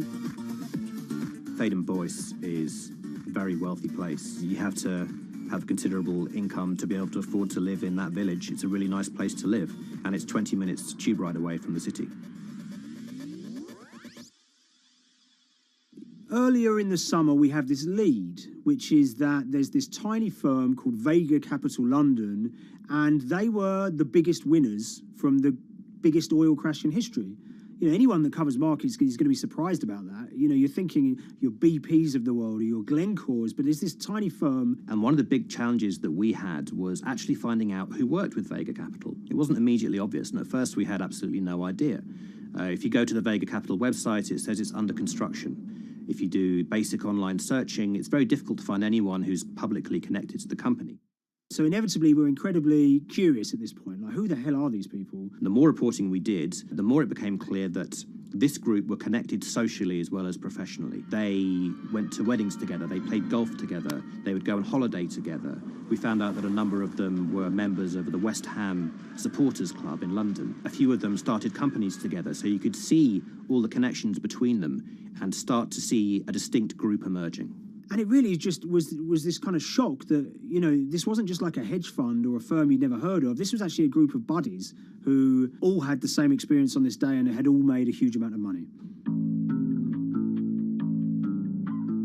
So if you're an oil trader, there's a number of different ways you can trade, and probably the most popular is WTI futures contracts. And it's basically a contract that says, I'm going to buy 1,000 barrels of oil from you at this point in the future, or I'm going to sell 1,000 barrels of oil to you at this point in the future. It's actually just a financial contract to gamble on to predict whether oil is going to go up or down. On the 20th of April in Essex, there had been signals for a while that this was going to be an exceptional day in oil markets. And we know that some of them arose early and started their trading in the early hours of the morning while it was still dark outside. Essentially what they were doing is buying contracts that gave them an obligation to buy oil at whatever the price ended up at 2:30 p.m. So they're basically placing a bet that oil was going to fall throughout the day. But they're simultaneously selling lots of oil as well. And that whether they make a profit and how much profit they make is the difference between what they buy the oil for and what they sell the oil for. Now, of course, we now know throughout April 20th, the price dropped and dropped. So this is going very well for them. They are committed to selling oil at these prices, and the prices are continuing to fall, which means they're going to be able to offset it and buy oil at cheaper at the end of the day. Now, once it gets to kind of 1:30, 2 p.m., that's when things start to get really interesting. Suddenly there's a kind of influx of buyers and sellers, as desperation increases in the market and trading volumes go up. Now at 2:08 p.m. exactly, something bizarre and unprecedented happened, which is that oil passes into negative territory. And it fell to a record level of minus $38. We've never seen anything like it, period, in terms of the contraction of the global economy. That huge gulf between what they were buying the oil for and what they were selling it for enabled them to make more money than they ever thought possible. So their profit was the difference between minus 37 and all of these positive numbers on every contract they sold. The price of crude briefly hit minus $37 a barrel. For one group of traders operating from a small office, it was a very, very profitable day. It's important to remember this had never happened before in the history of oil trading. No one could have predicted it. I can't think of another example of where you enter a trade and you get paid on both sides. You get paid both to sell and to buy. It's unthinkable. One thing we know about the Cuddles Trading Arcade is that they were very comfortable taking large risks. And, you have to be clear, this was a large risk. Yeah, we spoke to oil traders, both people that know these guys and people that don't, and they all say that this is, incredibly risky. And that's actually what stops a lot of oil traders doing trading like this. They simply aren't willing to stomach the risk. But Cuddles and his friends were. So when the kind of final calculations came down, the group of the 9 most profitable traders made $660 million or thereabouts between them. I mean, if you can imagine, I think 3 or 4 of them made in excess of 100 million each. One of the astonishing things about this trade is that 2 of the individuals who made more than $100 million in a single day were in their 20s. One of them was 22 years old. Only a few years earlier, he'd been posting on his social media about doing teenage stuff with his mates in town and going to see girls and rap music. And here he is a few years later making $100 million in a single day's trading. When me and Liam discovered that, we couldn't believe it. We couldn't believe what we were seeing.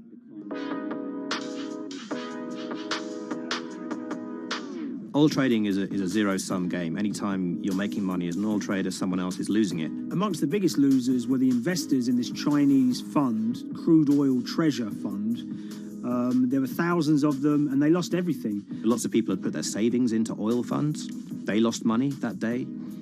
Big banks and brokers who sort of stand in the middle of trading parties, they lost money that day. And another interesting thing is that oil-producing countries like Kuwait or Canada, they sell oil as an average of the WTI closing price over the preceding month. So the fact that one of those numbers in that average was minus 37 meant, if you can imagine, countries like Saudi Arabia and Kuwait potentially lost a couple of dollars on every single barrel of oil they sold that month. Vega Capital's traders made such an extraordinary sum of money that it was inevitable there would be some scrutiny of what they did. But it wasn't just the sums of money they made. In the vital half an hour before the settlement price was set, they were by far the biggest sellers of oil futures in the market, which is an incredible thing to think about when you consider that the other participants in that oil market are going to be the world's biggest banks, oil majors, BP and Shell, and here you have a group of 9 guys in Essex who are having this significant influence over a global market for oil. I mean, I think you have to assume that if these guys had made $7 million or $10 million, they probably would be celebrating in Essex right now. But the fact that they made closer to $700 million has meant that they are facing understandable scrutiny. We wrote individually to all the Vega traders who did exceptionally well that day, and we got a letter in response from a law firm representing the group.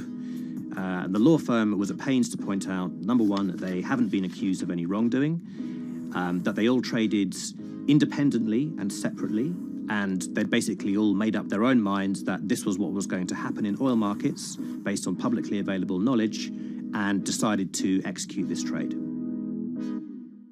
What I love about these stories is there's a real variance of opinion, and some people will look at what happened and think that must be dodgy. They all traded at the end of the day. They all made a huge amount of money while all these people lost. That's shocking. But lots of people say these guys are at acute disadvantage. They're in a market that's inhabited by, huge technology-driven funds and firms and oil giants that have got all the advantages in the world, and when you get a bunch of Essex geezers who essentially beat the market and find a way to make a huge amount of money, they should get a pat on the back, really, because that's the dream. Since this happened, a lot of the guys have stopped trading the monthly settlements that they'd done so well at in the past. Several of them have set up new companies. They've essentially gone very quiet. Any kind of social media presence they had has kind of closed down. By all accounts, they're, waiting this out. It's certainly too early to try and predict how the regulatory investigations are going to pan out. We just don't know. There's a number of potential outcomes for these guys. Potential punishments if there are any findings of manipulation against Vega or anyone affiliated with it might be you could be fined, you could be banned from trading, and in the most extreme cases there have even been criminal prosecutions in the past of people who have been found to have been manipulating the settlement and misconduct related to trade at settlement. There are other outcomes too. One obvious one is going to be they're able to walk away from this life-changing trade with all the money that they made and celebrated as heroes in the trading community. That they'll go down as legends.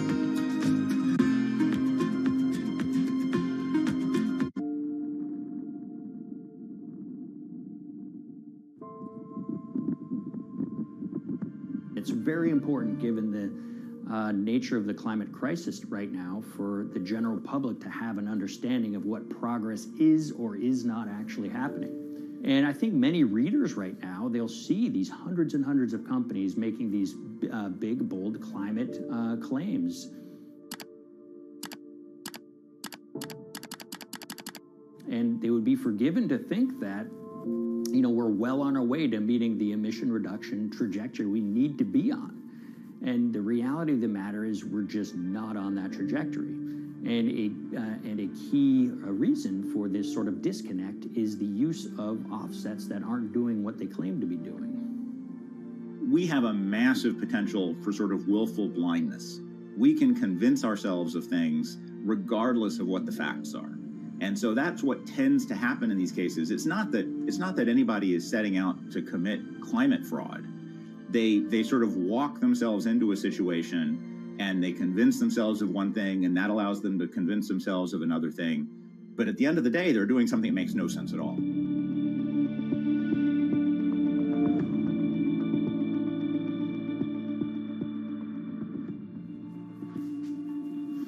My name is Ben Elgin. I wrote the story about how the billion-dollar market for carbon offsets is setting back the fight against climate change.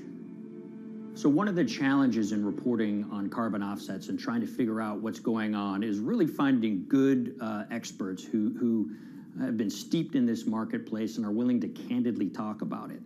One of the best people for this is a fellow named Mark Trexler, and I've been talking to him for more than a decade. My name is Mark Trexler. I've worked in climate change for the last 30 years. I was actually hired by the World Resources Institute in Washington to work on the first carbon offset project in 1988. In terms of defining a carbon offset, one of the beauties, so to speak, of greenhouse gases, sort of the silver lining of greenhouse gases, when you put up a molecule of CO2 into the atmosphere, it can be anywhere in the planet in 7 days. And therefore, if there's an option to reduce emissions on the other side of the planet, and you can do that very cheaply as compared to doing it in your factory, for example, then why not pay that person, that factory on the other side of the planet to reduce their emissions? Then you are, in a sense, offsetting your emissions, and the atmosphere doesn't really see your emissions anymore.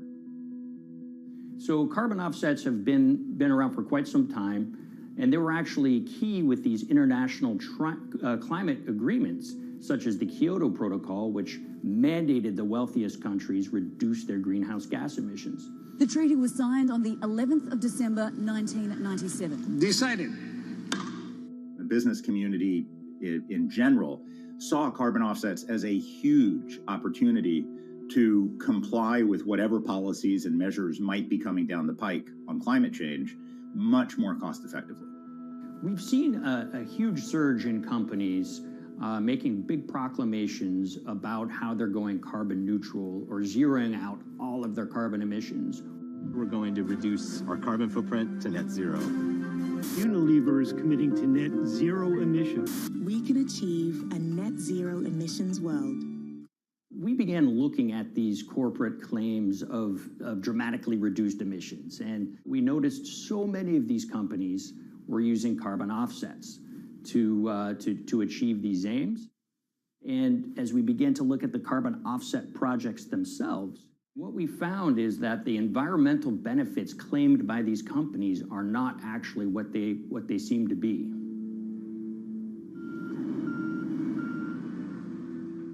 And as we sort of saw and spotted a number of these very aggressive carbon offset projects, which appeared to be generating inflated credits or bogus credits, we saw a number of them were associated with the Nature Conservancy.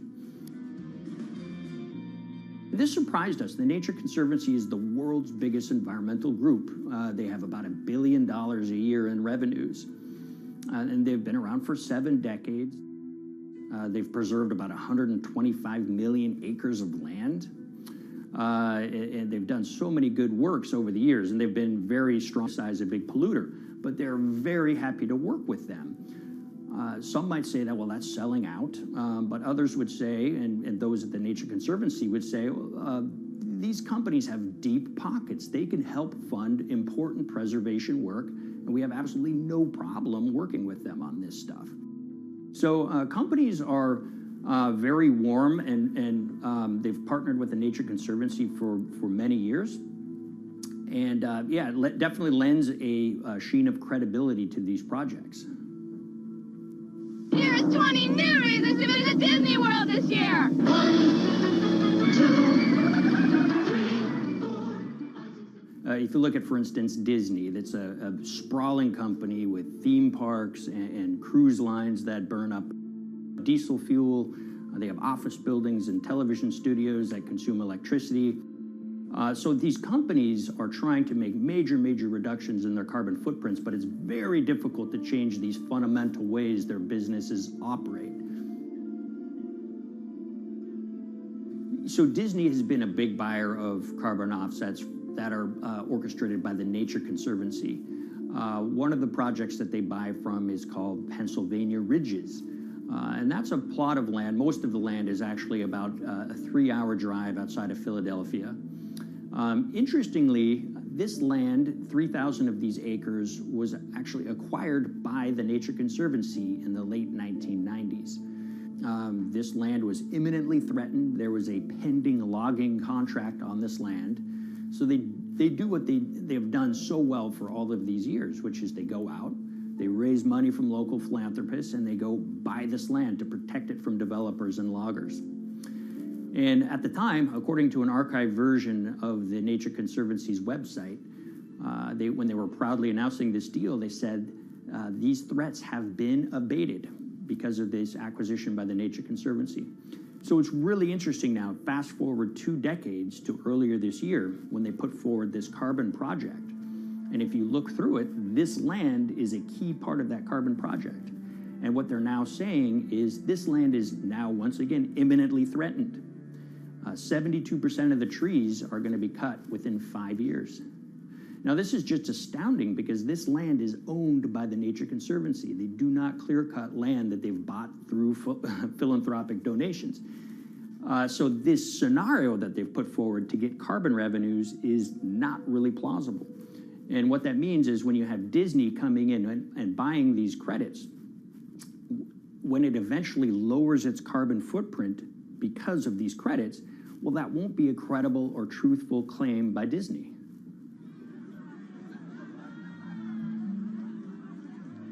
So this is an organization that truly understands the threat of the issue of climate change and is wanting to do its part to address this.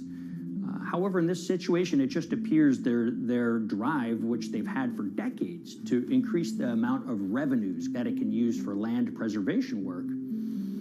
Nature Conservancy and many others see that the carbon credits as a pot of money that they can tap into to further their own benevolent aims. But unfortunately, what this has resulted in is claims of climate progress that just aren't really happening. So the Nature Conservancy defends vigorously these deals, and they and others will say, look, our projects are just following the rules that these registries set up. So some would also put some of the blame on the registries themselves because they're setting up the rules which allow these vapid projects to get up and sold.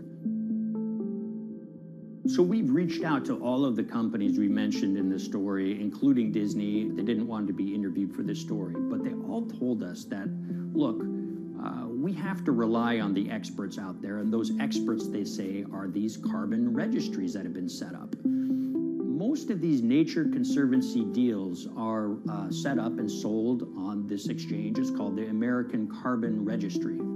Now, it's the oldest of these registries that allow voluntary carbon credits to be sold. They've been around since 1996. What these offset registries do is they set up rules, and any carbon offset project has to follow those rules. But there's this tension that's always there. If the rules are too strict, then it's going to be very hard for carbon offset projects to get up and running. So there's this balance going on where the registries want rules that attract projects, but they don't want it to be so strict where it will disincentivize projects from getting listed. One of the challenges with designing carbon offset systems is that there are normally two people at the table. You have buyers and you have sellers. And to some extent, you have policymakers, but you know, the buyers and the sellers are really the ones with the expertise, with the incentive to really participate hard, make a lot of things happen. And the challenge there is that both of them sort of want the same thing, or they're both happy with the same thing. They're happy with low-cost offsets and a lot of them, because that works for their business model. You end up, though, with nobody really representing the atmosphere, so to speak. Nobody's really representing the climate in those discussions. And so the policies end up biasing the whole system. And you end up in sort of a race to the bottom. And that's what we've seen happen. You know, when it comes specifically to the topic of carbon offsets, you know, I am a fan of carbon offsets in the sense that they can help mitigate climate change. They absolutely can. But, you know, if we're not going to do it correctly in a way that actually does help mitigate climate change, then it's nothing but a distraction. And, you know, after 30 years, you have to start wondering, is it really just a distraction? And that's really unfortunate, but that's where we are. Ultimately, what needs to happen is systemic change. You know, we're sort of nibbling around the edges with some of these different things. We need to change how we produce energy. We need to change how we transport ourselves. We need to change what and how we eat. You know, we need systemic change associated with transitioning to a low carbon economy. A lot of what we're doing today is not promoting systemic change. It's sort of trying to stick your thumb in the dike to preserve the current system. And at the end of the day, that can't really work.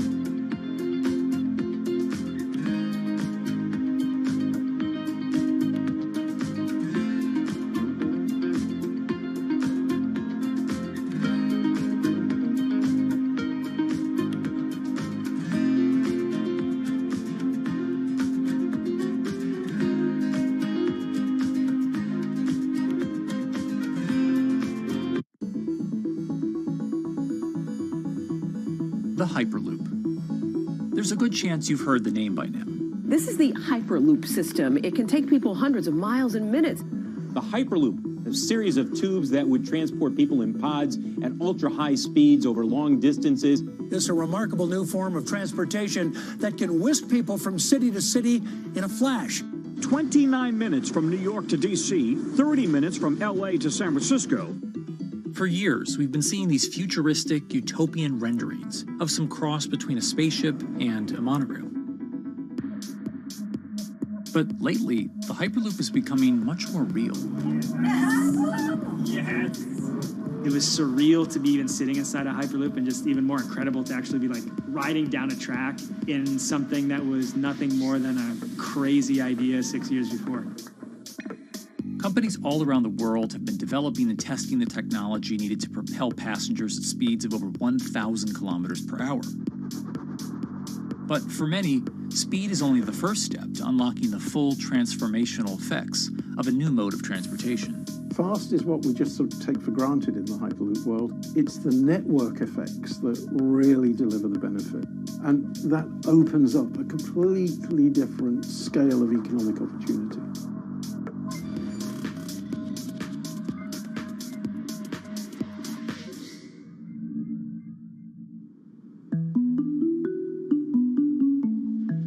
We've got planes, trains, automobiles, and boats for getting around Earth. But what if there was a fifth mode? And I have a name for it, which is called the Hyperloop. The Hyperloop? Hyperloop, yeah. In 2013, while riding high on the growing success of Tesla and SpaceX, entrepreneur Elon Musk released a white paper outlining the basic framework of the technology he called Hyperloop. The basic idea goes a little something like this. A tube reduces the air pressure to a near vacuum-like environment. A Hyperloop pod is then suspended in the tube, usually by magnetic levitation. The whole pod can then be propelled forward. Because there's no traditional friction sources like air resistance or rolling friction that would push back against the pod, the Hyperloop is able to move at incredibly high speeds and do so fairly efficiently. Despite its futuristic name, however, the general concept behind Hyperloop is actually pretty old. In fact, New York City's first attempt at an underground public transit system in the 1870s was based on a similar principle. The pneumatic transit system was short-lived, however, only stretching one block and topping out at a rather leisurely 10 miles per hour. While Elon would make some 21st century improvements to this concept and bestow a very 21st century name, he wouldn't end up pursuing the technology itself, instead electing to focus his efforts on something a little bit deeper, literally digging the requisite tunnels via his boring company. It would take another billionaire industrialist who dabbles in spaceflight. No, wait, not that one. Yeah, that's the one. After Richard Branson would make a large investment in the company Hyperloop One, it would be renamed to Virgin Hyperloop. What we've always been trying to do as a company is show that this technology could work, that it could be made safe, and that ultimately it's something that's happening in the next couple of years, not the next 20 years. Josh Geigel is the co-founder and CEO of Virgin Hyperloop. In a familiar tech startup story, he's seen the project go from a garage to a large-scale testing facility outside of Las Vegas. So we started building the first kind of Hyperloop system in 2016. We've done a lot of work, about 500 tests that we've done on that over the last 5 years. And what we realized that we need to do is take that technology, show that it can be commercial, so drive the cost down, improve the efficiency, improve the performance.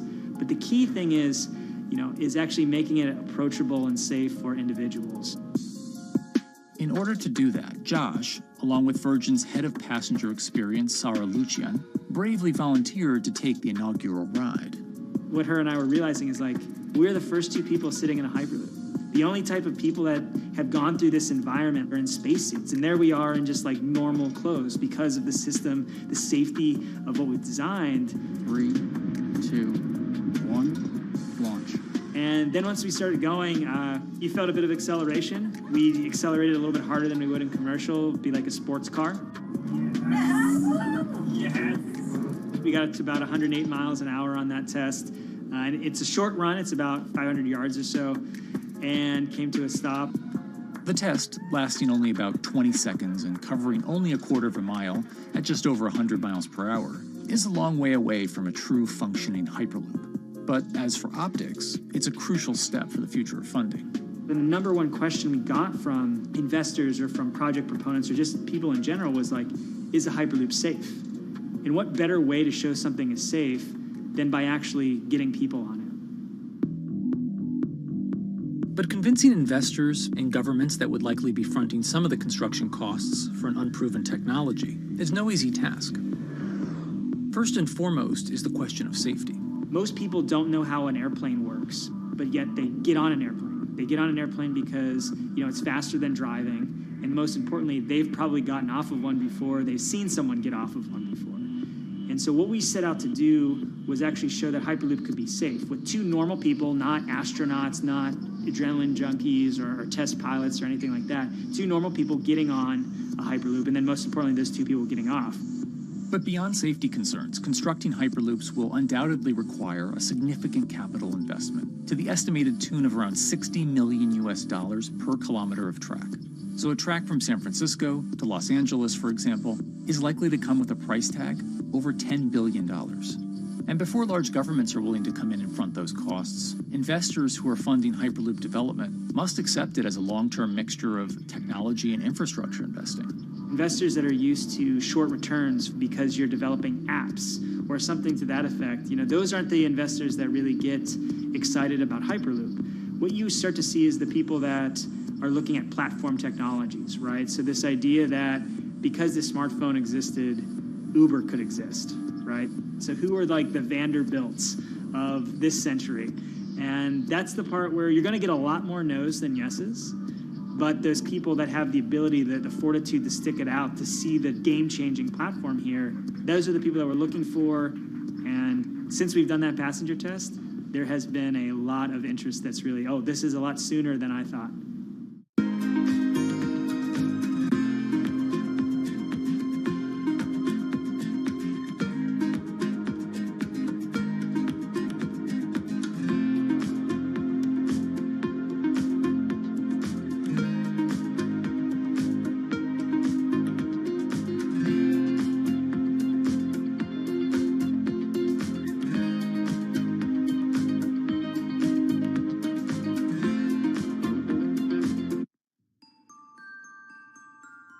Envisioning the ripple effects of what Hyperloop could achieve, though, is fairly challenging at this stage of development.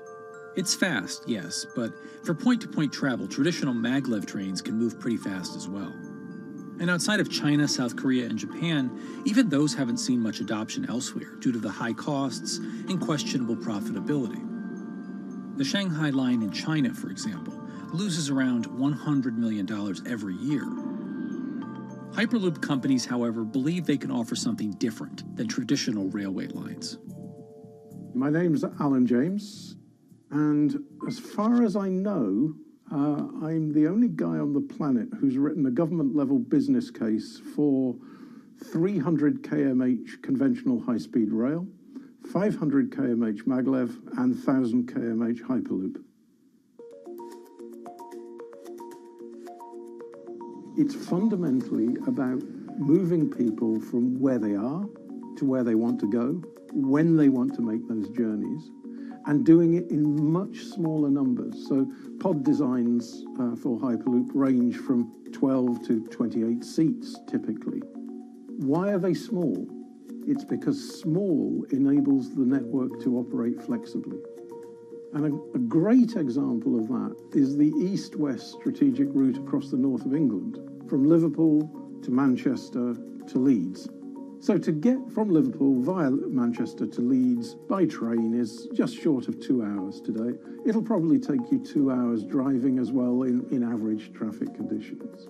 Net result is those three city regions remain three separate entities: Liverpool, Manchester, Leeds. There's very little commuting traffic between those urban areas. Hyperloop absolutely changes that from the ground up. Liverpool to Manchester is a 5 or 6 minute journey. Manchester to Leeds is also a 5 or 6 minute journey. What that effectively does is create a single supercity economy. In this vision, the Hyperloop acts a little more like a highway, where pods have fixed destinations and don't need to stop along the way. Meaning you can travel on a Hyperloop network from, say, Liverpool to Leeds, while the pod behind you travels from Liverpool to Manchester. And if that metro Hyperloop network is connected to other networks from the same location, you could travel from Liverpool to Paris or Liverpool to Amsterdam, all without making a single stop. For passengers, for business, for leisure, that is utterly transformational. For high-value freight and logistics, it's equally transformational. But critically, if you do a Hyperloop network at scale, you begin to deliver massively significant carbon savings too. A multi-regional Hyperloop network could become a replacement for both short-haul passenger and cargo flights and traditional ground transportation, both of which are significant carbon producers.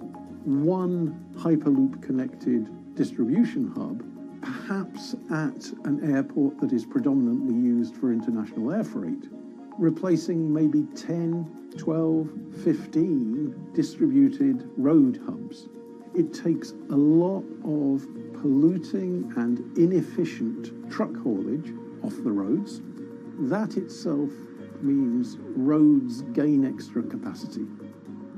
Hyperloops will still need to use electricity to both move pods and maintain the near-vacuum environment in the tube. Proponents of the technology believe that this can be done by using renewable sources, including a combination of solar panels and battery technology that could be used along the Hyperloop itself.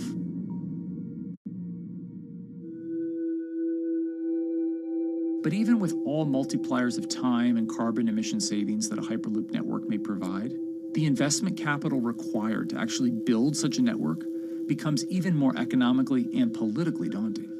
Committing doesn't mean spending billions on day one. Committing means, how do we phase it?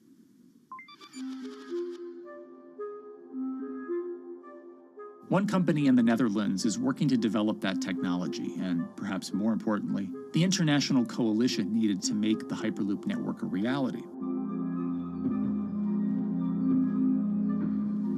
So we are here in Europe's first full-scale Hyperloop test facility, where we can already prove every conceptual technology of the Hyperloop. This is Tim Houter, a co-founder and CEO of Hart Hyperloop, headquartered in the city of Delft.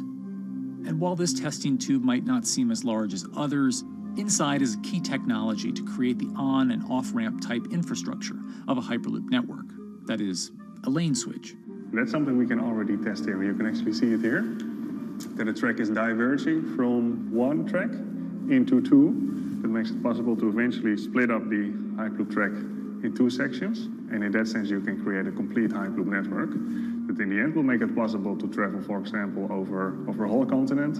Take Europe, for example, with the same ease as you can now travel with a metro in a city.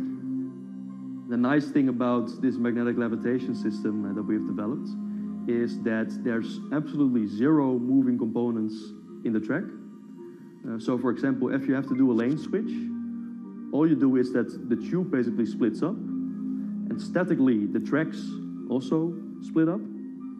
And whenever the vehicle enters a switch, it either pulls itself to the right with its magnets, or it pulls itself to the left with its magnets.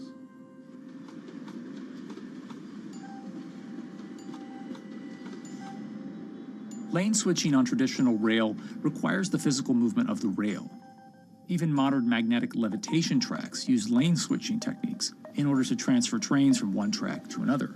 And this is a very crucial element, because this is the thing that limits the capacity and, in the end, the usefulness of the rail network. Because the moment that a track is switching, that means that at that moment you are creating an unsafe environment for the trains behind it. So you need a lot of space between trains. But in a Hyperloop, because you have no moving components in the track, all the vehicles can be much closer to each other. You can achieve a very high frequency and basically have your vehicles moving and merging in and out of the network very much like a highway. For now, though, Hart's physical testing has been limited by the size of their tube. Because the test track is only 30 meters long, they haven't tested this lane switch at speeds greater than 20 kilometers per hour. However, the company is working to build a new test site where it plans to increase that testing speed to 300 kilometers per hour. We're now in a phase where we have proven most of the most important technologies in the test facilities that we already have. And we have also demonstrated the viability and the feasibility of a network. If you look at all the subsystems that it consists of, most of those are proven systems, already demonstrated in lab conditions. So we don't really believe that the technology itself is going to be the biggest challenge. Because for all Hyperloop companies out there, actually building a Hyperloop system requires more than just a good product. We're talking about the safety aspects, we're talking about integration into the environment, we're talking about the social aspects. Do people feel comfortable traveling in such a system? So it's about all these different aspects, and the complexity is really getting all the different stakeholders that are relevant and that do need to contribute to bring this to market, to get them all following the same roadmap.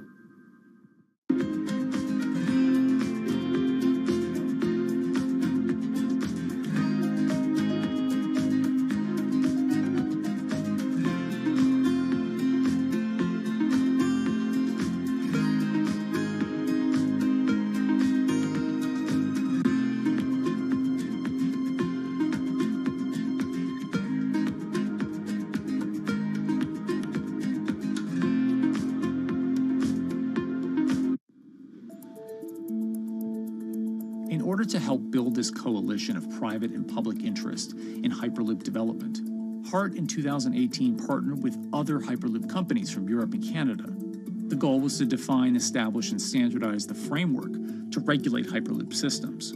Right now we are working with all the Hyperloop developers together in setting up the first, let's say, structure for starting the standards drafting. One of the most important goals for HART is interoperability, which is essentially making sure the different systems can communicate with each other. Interoperability is so important because what we want to achieve is actually have this seamless travel experience. So you don't want to end up, for example, going from Madrid to Paris and then switching because you need to use a different technology to get, for example, to Amsterdam. The idea being that as companies around Europe create the first commercial Hyperloop tracks between individual cities, one day those can all be connected to a larger network. Everyone that believes that Hyperloop is a future transport system also realizes that there is a need to have this network because that's where Hyperloop thrives. Hyperloop is such a huge project. It's definitely not something that you can do on your own or as a single company. So you need to do it with a lot of other companies. You need to have the governments. And I think in that sense, the biggest challenge that we've encountered is to really get all the required parties together to take the steps in development and in commercial implementation. HART's next plan is to build the European Hyperloop Center, an open testing facility which will include a 2.6-kilometer test track. And the company hopes to test travel speeds there at up to 700 kilometers per hour. Virgin Hyperloop is also racing to construct the first commercial Hyperloop route, with projects in various states of development in India, Saudi Arabia, and the United States. Recently, the company announced plans to build a Hyperloop certification center in West Virginia, which will include a 6-mile-long test track. Proving the technology here will be crucial if Hyperloop networks can find a home among infrastructure investments that the Biden administration hopes to make. The idea that there's multiple Hyperloop companies, I think, is a redeeming aspect in the business. People really want to see something happen, so having multiple people move forward is good for that. I was struck when Josh and Sarah rode the pod. 2 or 3 of the major outlets used the phrase, "We now have a new mode of transport." And although all of that technology had existed before those 2 human beings rode it, it was the moment at which those 2 human beings traveled that short distance down the tube that in popular imagination, Hyperloop became a mode of transport. The metaphor I use with my team is that, the Wright brothers were first, but none of us fly on Wright Brothers Airlines anymore. If you don't continue to innovate, you're not going to be around, and so we'll continue to be at the forefront of building Hyperloop. Back in 2013, Elon had an idea. I think the difference now in 2021 is some brilliant engineers finding out the details. And I thoroughly expect the next 3 to 5 years to be decisive.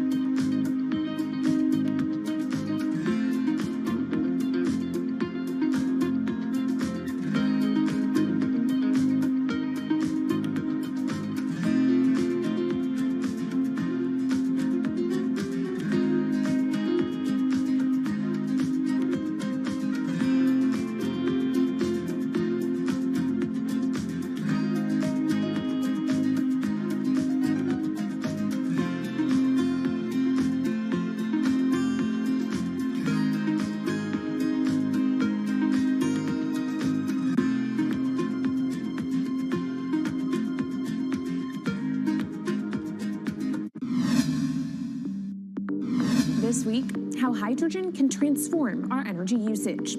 We'll look at why the universe's most abundant element could be a game changer in the climate revolution. Hydrogen technologies are not new. They are used in other sectors. We use them in space, on our rockets, and we don't need the laws of physics to change to be able to use hydrogen on our planes.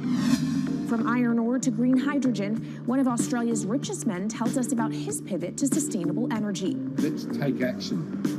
It's practical, it's implementable. Let's do it now. Plus, the hydrogen revolution. We'll speak with the CEO of Italian utilities firm Snam about his new book and how green hydrogen could be competitive within 5 years. Costs are coming down and people are waking up to the fact that it's the only way to decarbonize certain sectors. From Bloomberg's global headquarters in New York, I'm Kaylee Lyons, and this is Bloomberg Green.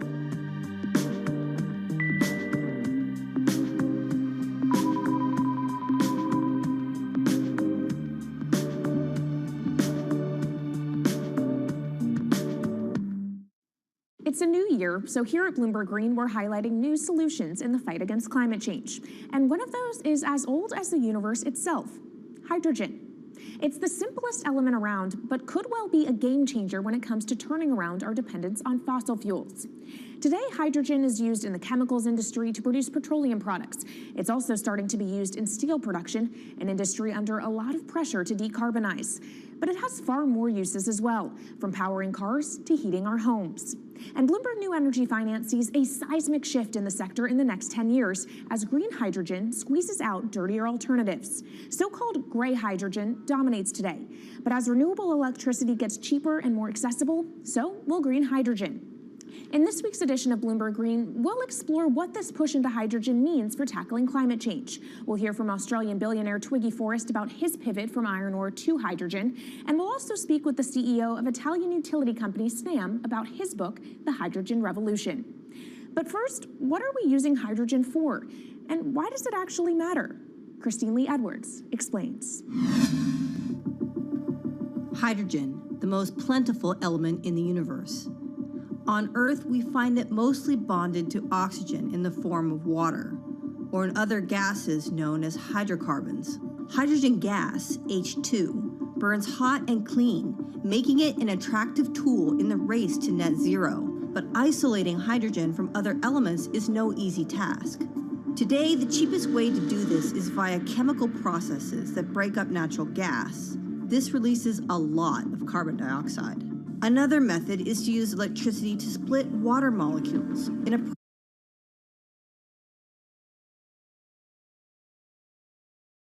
process called electrolysis. Although there is no carbon byproduct, a lot of electricity is needed. And if this power comes from burning coal or gas, it negates the zero emissions goals of using hydrogen to begin with. Hydrogen produced in this way, powered by fossil fuels, is called gray hydrogen. If carbon capture and storage is used together with fossil fuels, then it becomes blue hydrogen. If nuclear power is used, it's called pink.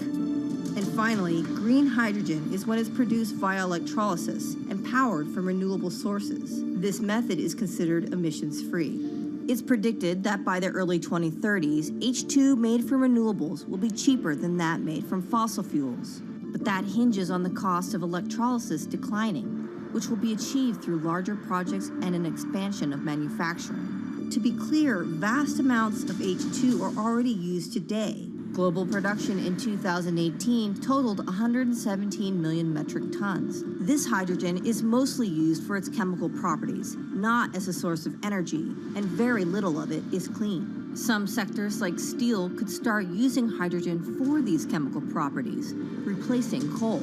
Industries like cement and glass may also use hydrogen as a source of heat. Another advantage is its energy storage potential. It can be stored over long periods of time and used when more power needs to be added to the grid. It also could hold an advantage over batteries in heavy transport and shipping. The promise of hydrogen for energy has been around since at least 1874, when Jules Verne wrote about it in his book, The Mysterious Island. But the future of hydrogen will depend on policy. Countries with net zero targets, carbon pricing, and hydrogen strategies with investment mechanisms are likely to see the highest H2 demand.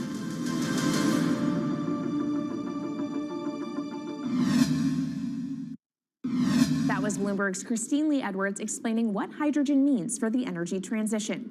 But how are businesses approaching the sector? Well, one of Australia's richest men is making a big play into hydrogen.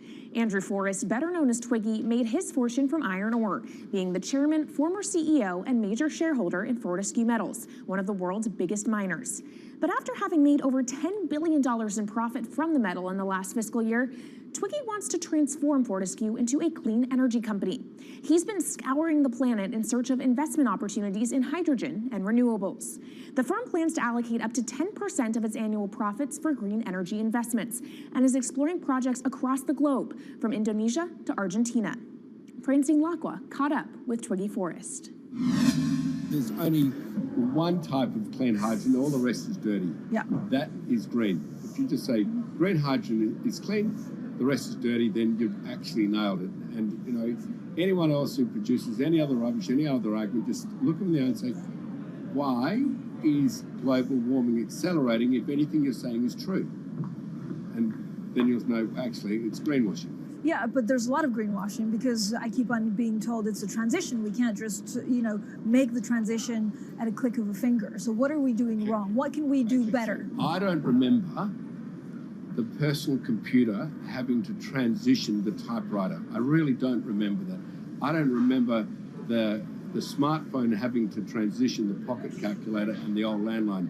You know, its transition line is complete rubbish. The lie got put to it 2 days ago when JCB, a really loved British company, every right for the country to be proud of JCB, and Fortescue, holding a bit of a similar reputation, fantastic track record, everyone's done super well from Fortescue, huge balance sheet, super strong. When those two companies got together and agreed a $79 billion US agreement per annum, right, then that's a real wake-up call to say, hang on, green hydrogen is obviously commercial now. You know, every other form of fossil fuel hydrogen, you know, it can compete with it on price, it can probably lose on price, but what we know, it is cooking the planet. And only green hydrogen, zero methane, zero carbon in the supply chain. Don't worry about the molecules in the supply chain. But at the moment, we're not even phasing out coal, if you look at the G20 communique. So we have a long way to go to talk about only using green hydrogen. Yeah, so look, I have a call, which I'd like to make now, that the world should not fund any more coal-fired power stations, coal mining projects, ever. We should wind them down as quickly as possible because they are cooking the planet just like grey and blue hydrogen is cooking the planet. Yeah. You know, hydrogen, which is not made from renewable electricity, is releasing 10 to 16 times more carbon, let alone the methane, which is worse, than it is hydrogen. So we've just got to stop doing things which are self-harming under the guise of greenwashing. So why are leaders so slow? Even if you look at the appetite for ESG investments, they're growing exponentially, so are emissions. So where are we allocating capital? Okay, so take the recent G20. There's probably a reason why there wasn't strong action coming out of the G20 because people were not aware that major transactions between large companies were taking place now on green hydrogen, that actually this pollution-free all the way to the supply chain fuel is now being transacted at multi-billion-dollar scale. If they'd known that, I don't believe any sovereign leader or any energy minister or climate change minister could not take ultra seriously that green hydrogen is now here to stay. It's broken through. History has been made. It will never go back. Okay, what is the one thing that you would tell leaders today and business leaders? How do we transition faster than what we are now because we're at real risk of missing our targets? Oh, so that's really simple. You stop funding, you stop subsidizing, you stop using money into fossil fuels. It could be carbon sequestration, it could be fuel rebates, it could be anything. Hundreds of billions of dollars getting ashed while we ash the planet on fossil fuel subsidies. Because we haven't had that renewable electricity, we haven't had that green hydrogen, it's kind of been pushed down. It's all sorts of excuses. Oh, it'll never be commercial, it'll never be supplied in the quantities we need it, you know, blah, blah, blah. Now we know, let's take action. It's practical, it's implementable, let's do it now. Okay, if we do it now, is there going to be a shock to the energy system? Is there going to be a shock actually to economically? And is it worth, you know, not talking about transition, just going from A to B? Yeah, it's a fantastic question. A to B is the solution. Let fossil fuels do what fossil fuels do. Just burn their coal, burn their oil, burn the gas. At least they're pumping up carbon and methane into the atmosphere honestly. Well, not that honest because they don't measure methane, which is 90 times worse than carbon. But at least the carbon is being done honestly. Encourage the green hydrogen sector to come in really fast. Okay, it's there. There's renewable power all over the world. We now know how to make electrolyzers much cheaper, like 25% of the original cost. We know how to do that now. We don't have an excuse to get into it. Does it need to be cheaper than oil and fossil fuel for it to be viable worldwide? Well, right now it is. Okay, so let's just swallow that bit of financial data. Right now it is cheaper, and it's getting more cheap. It's the only fuel you know Mr. Force, which is declining in value. You don't have enough of it, right, to power the world? Yes, that's only because we haven't had policies to support it. If we had policies to support it 5-10 years ago, it would be everywhere. You'd see the global warming budget start to come down. Now, we've got 5 or 10 years to make a huge difference. I need policy leaders all over the world to appreciate now, okay, big business is transacting with green hydrogen in multi-billion-dollar agreements. We now know it's here and it's here to stay. Let's spread it everywhere. Coming up on the program, the hydrogen revolution. We'll speak with the CEO of Italian utility firm Snam about his new book and why he thinks green hydrogen will be competitive in just 5 years. Plus, how are airlines working to become more sustainable? We'll look at how Airbus plans to step up in the climate fight. This is Bloomberg Green.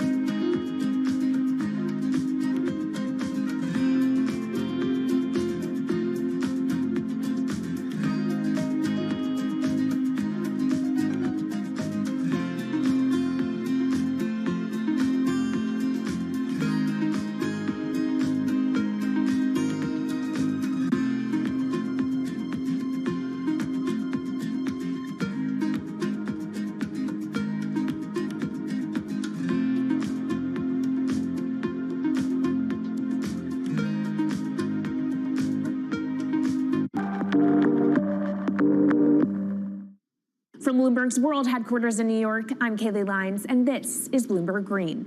What will the world look like in 2050?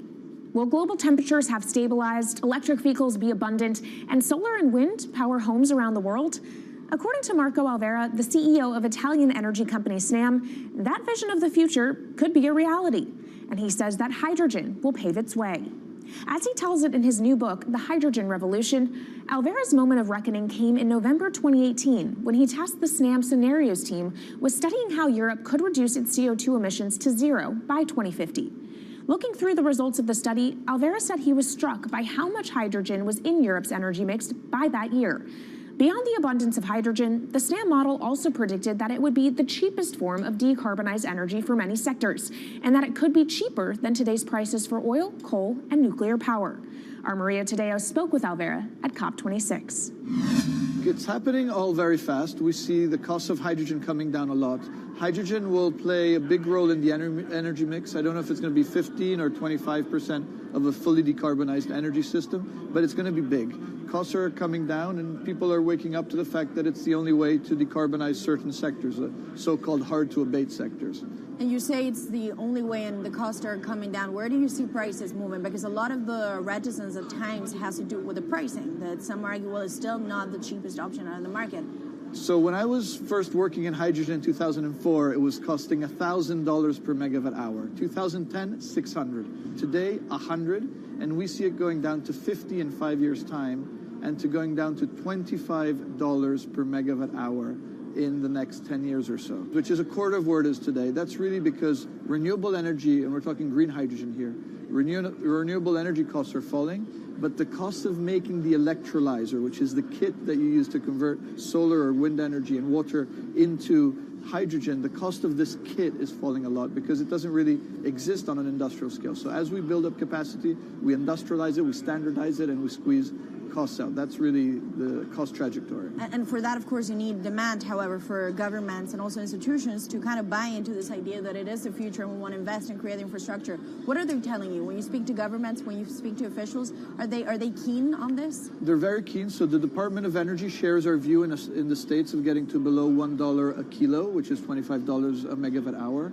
The European Union has a hydrogen strategy, which is very clear, and several member states have the same. Chile wants to export a lot of hydrogen. China's big on hydrogen. Australia is very big on hydrogen. Japan is blending already hydrogen. So I would say the world is now really focused on this because it's the only way to store energy for a long period of time economically is to convert it into either a liquid or a gas. And of course, you talk about the price, but the other big component is the volume. You know, how big can you go? Where do you see that on a time scale? So wherever it's sunny or windy, you can produce very cheap hydrogen eventually.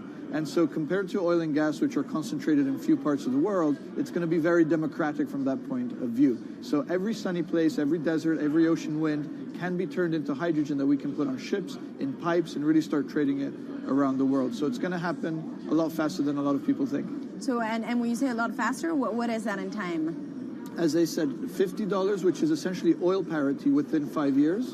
And then, depending on how quickly we ramp it up after that, we could get to $25, which is coal parity before the end of the decade. And in big scale. In big scale, because once you get to coal parity, that's the only way we're going to get China and India to stop burning new coal.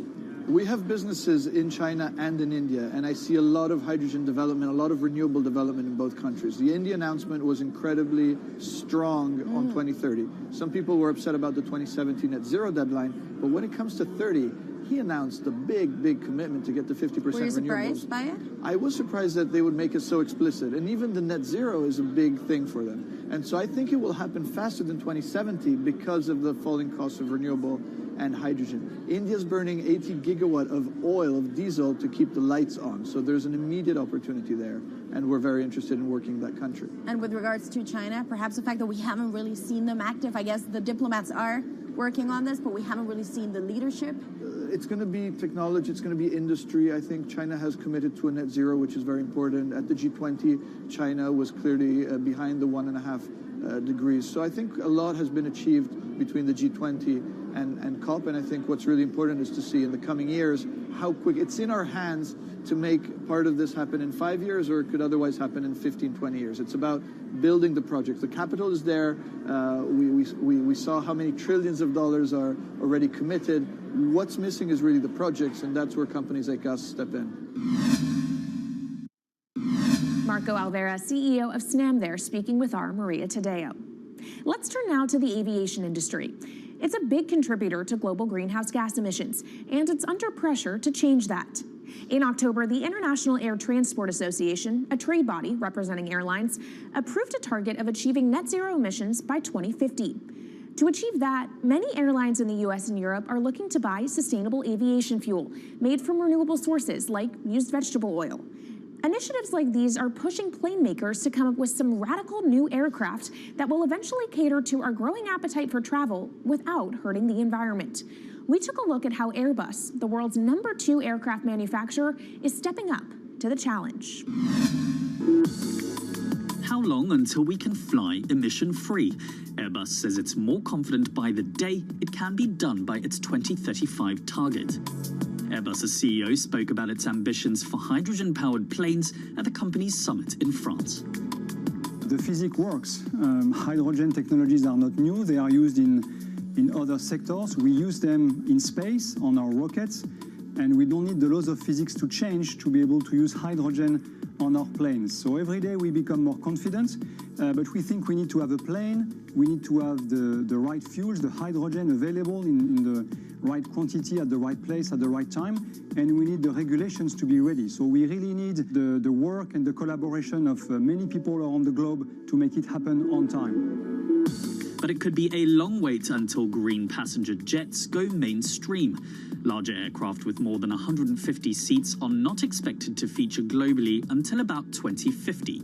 That means manufacturers and airlines today are under growing pressure to ramp up short-term innovations to cut their carbon. In the long term, meeting the ambitious plans for so-called green hydrogen means building a giant industry almost from scratch. To make that happen, British airline EasyJet is among those saying governments need to get involved and fast. Aviation's emissions over the last 3 decades leading up to the pandemic grew by about 80% to over 1 gigaton, and that's projected to double by 2050. According to Bloomberg NEF, about half of the airlines with the largest global market share have set net zero targets by that same date, nearly 3 decades away. Coming up, from blue sky projects to the bottom line. We'll speak with our Bloomberg NEF expert Meredith Annex and dig into their models about how hydrogen fits into the future energy mix. This is Bloomberg Green.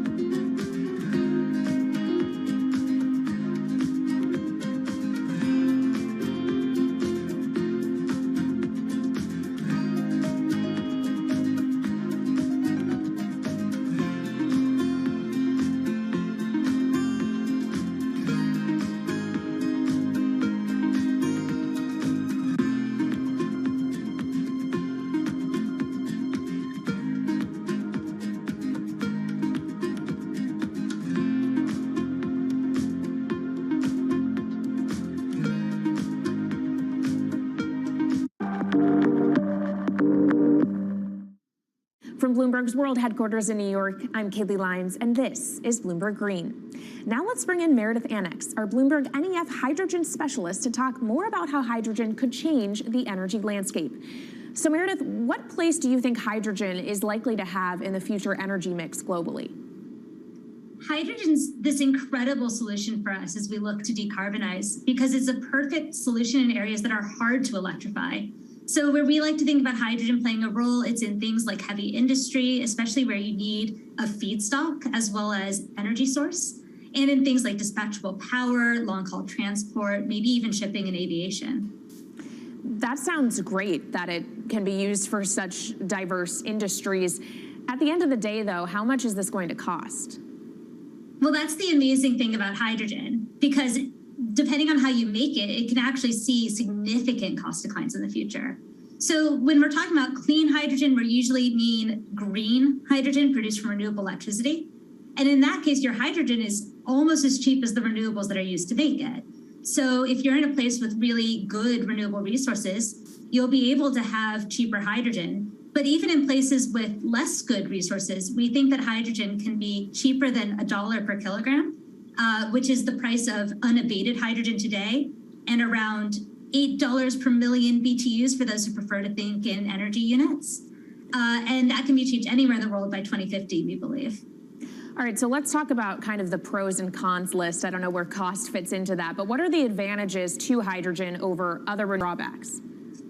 Yeah, main advantage is the fact that hydrogen can serve roles that electrons struggle with. And that's things like seasonal storage, for instance, or just anything where you need storability, where electrons are harder to store, hydrogen is going to be easier. That also leads to a downside, though, because hydrogen is less energy dense than the usual things that we use for storable energy today, like coal or oil or natural gas. So you will need more volume of storage to handle the same amount of energy. Let's talk about the viability as well and how it may differ in different geographies. What is your view on that? Yeah. So for green hydrogen, again, from renewable electricity, really places with the best renewable resources, things like Latin America or the Middle East, even Southern Europe, have really, really good potential for producing hydrogen. And then when you're looking at blue hydrogen, which is produced from natural gas or coal with carbon capture and storage, we do see that becoming more expensive than green hydrogen in the future, especially as renewable electricity costs come down. But that can be a viable option in places like the US Gulf Coast or Russia, where you've got good geological storage for the carbon, as well as ample natural gas that's quite cheap. All right, great breakdown. Thank you so much to our Meredith Annex, our Bloomberg NEF hydrogen specialist. And of course, you can get more from the Bloomberg NEF team on the terminal and online. And they've recently done a podcast called Hydrogen 101 as part of its Switched On series. So from iron ore titans pivoting to cleaner energy to talk of a hydrogen revolution, that's it from this week's edition of Bloomberg Green. We'll be back next week with a deep dive into the state of electric vehicles. And you can keep the conversation going by following us on YouTube, Instagram, and Twitter @Climate. I'm Kaylee Lyons from Bloomberg's World Headquarters in New York, and this is Bloomberg Green.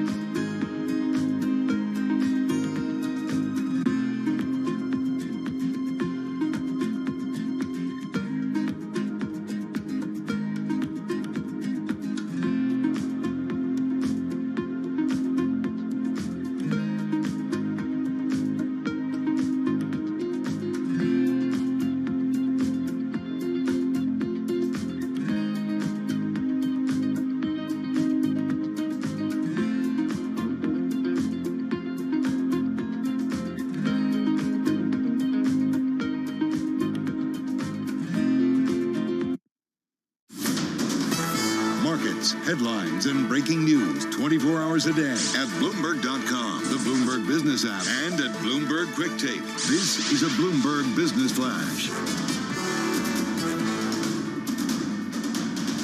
From Bloomberg World Headquarters, I'm Charlie Pellet. A sharp reversal from yesterday's rally. In fact, we are at the lows of the day right now. Right to the numbers. We'll give you the why in a moment here, but the Dow is down 787 points. That is a drop of 2.6%. We've got the S&P down 133, lower by 3.5%. NASDAQ down 487, drop right now of 4.4%. The 10-year yield, 3.32%. The 2-year yield, 3.16%. Spot gold is up $13 the ounce to $18.47, higher by 0.7%. West Texas Intermediate crude oil up 1.8% at $117.44 a barrel. Bitcoin 21,024 right now. Bitcoin down by 2.9%. Stocks are tumbling around the globe as recession fears resurface, with the Fed struggling to get on top of inflation that has proved more persistent and widespread than officials anticipated. Well, as for the job market and the Federal Reserve's outlook for employment, Kathy Jones is chief fixed income strategist at Charles Schwab. She was interviewed this morning on Bloomberg Surveillance. I think we're already starting to see some softness in the job market. And remarkably, this is showing up in the Beige Book and some of the regional Fed write-ups that we've seen. So I'm a little surprised the Fed has that optimistic a forecast, because we are starting to see some loosening in the job market. We're hearing from companies that they have to lay off or are certainly not hiring the way that they were. The hiring freezes are taking place. Tesla CEO Elon Musk met with Twitter employees this morning. A wide-ranging all-hands meeting. All sorts of topics came up, including work from home, type of content allowed on the platform, and yes, aliens. Twitter shares down 1.5%. Tesla shares plunging 9.2%. And that's a Bloomberg Business Flash. This is Bloomberg Business Week. Insight from the reporters and editors who bring you America's most trusted business magazine, plus global business, finance, and tech news as it happens. Bloomberg Business Week with Carol Masser and Bloomberg Quick Takes Tim Stenovic on Bloomberg Radio. All right, everybody, a very good afternoon. We are live in Grapevine, Texas, Gaylord Texan Convention Center, and we are live here at the BNY Mellon Pershing Insight 2022. We're going to have a lot of conversations about what's going on in the industry. It's really fascinating to talk with all of these financial advisors here, because in the middle of the market volatility, middle of the selling, they're thinking longer term, and there's almost some calm. I haven't seen anyone crying here yet. No, like a real, it's absolutely packed also. Yeah, this feels very pre-pandemic. Like this is probably, and for people who have never been here before, this is a massive conference center. Yeah, and nonstop events going on all day. Anyway, we have some great voices from the event. We'll get to them in just a moment. It is Thursday, June 16th, the day after what was, I guess safe to say, an iconic Fed meeting. We're going to talk about that. We're definitely seeing it play out in the markets. Recession fears, it's a global thing, though, because you see global central banks, they're all getting very hawkish. Yeah, we're going to have more in a moment, as the S&P 500 is on track for its lowest close since late 2020. With the markets in mind, Carol, we've got a great group of voices today. We do indeed. After that Fed decision, I think this is a perfect guest. The CIO, and head of global liquidity at Invesco on the right liquidity play. What is it? Is it cash? Is it short-term instruments? Where do you want to go? Well, speaking of the Fed, inflation, the Fed is going after it, but it's not going away. It's not peaking. That's what this week's Business Week cover story is. We're going to get into what that means for a second term for President Biden. Politically, not pretty. Right. That story alone is among the most read on the Bloomberg. Also, Tesla's Elon Musk, he's talking with the Twitter team. We'll see how that goes. Yeah, we're also speaking with the Chief Information Officer from BNY Mellon Pershing on the digital disruption of the investment advisory business and the technologies advisors and their clients want. Yeah, Ram Nagapan, he's talked with us many times over the year, so curious where we're going. Also, we have a guest. She's worked in soup. She's worked in beer. She's created a fintech. She's behind a new startup called Pershing X. We'll get to her. And then we're going to talk about how it's never too early to start saving for your college education. Yeah, we'll speak to the president, direct investor business at Victory Capital on ways to do it. And investing in sin, man, we've got it covered on this Thursday. First up, though, a lot to get to when it comes to the Market Drivers Report.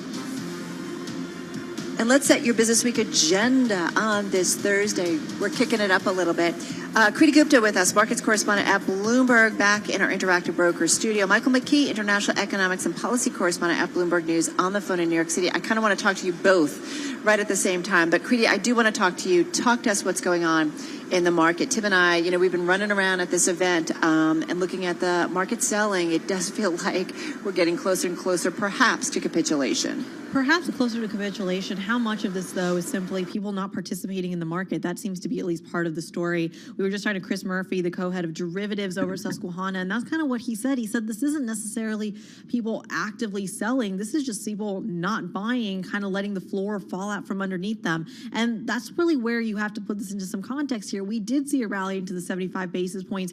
The market isn't interpreting, though, as anything really new here, given a lot of the bond market has already been pricing it. To me, Carol and Tim, the bigger story is in the FX market. It's the fact that the dollar has weakened by just about 1% in today's session alone. And a lot of that has to do with the central bank decisions you're hearing from the Swiss National Bank, from the BOJ overnight, even the BOE earlier today.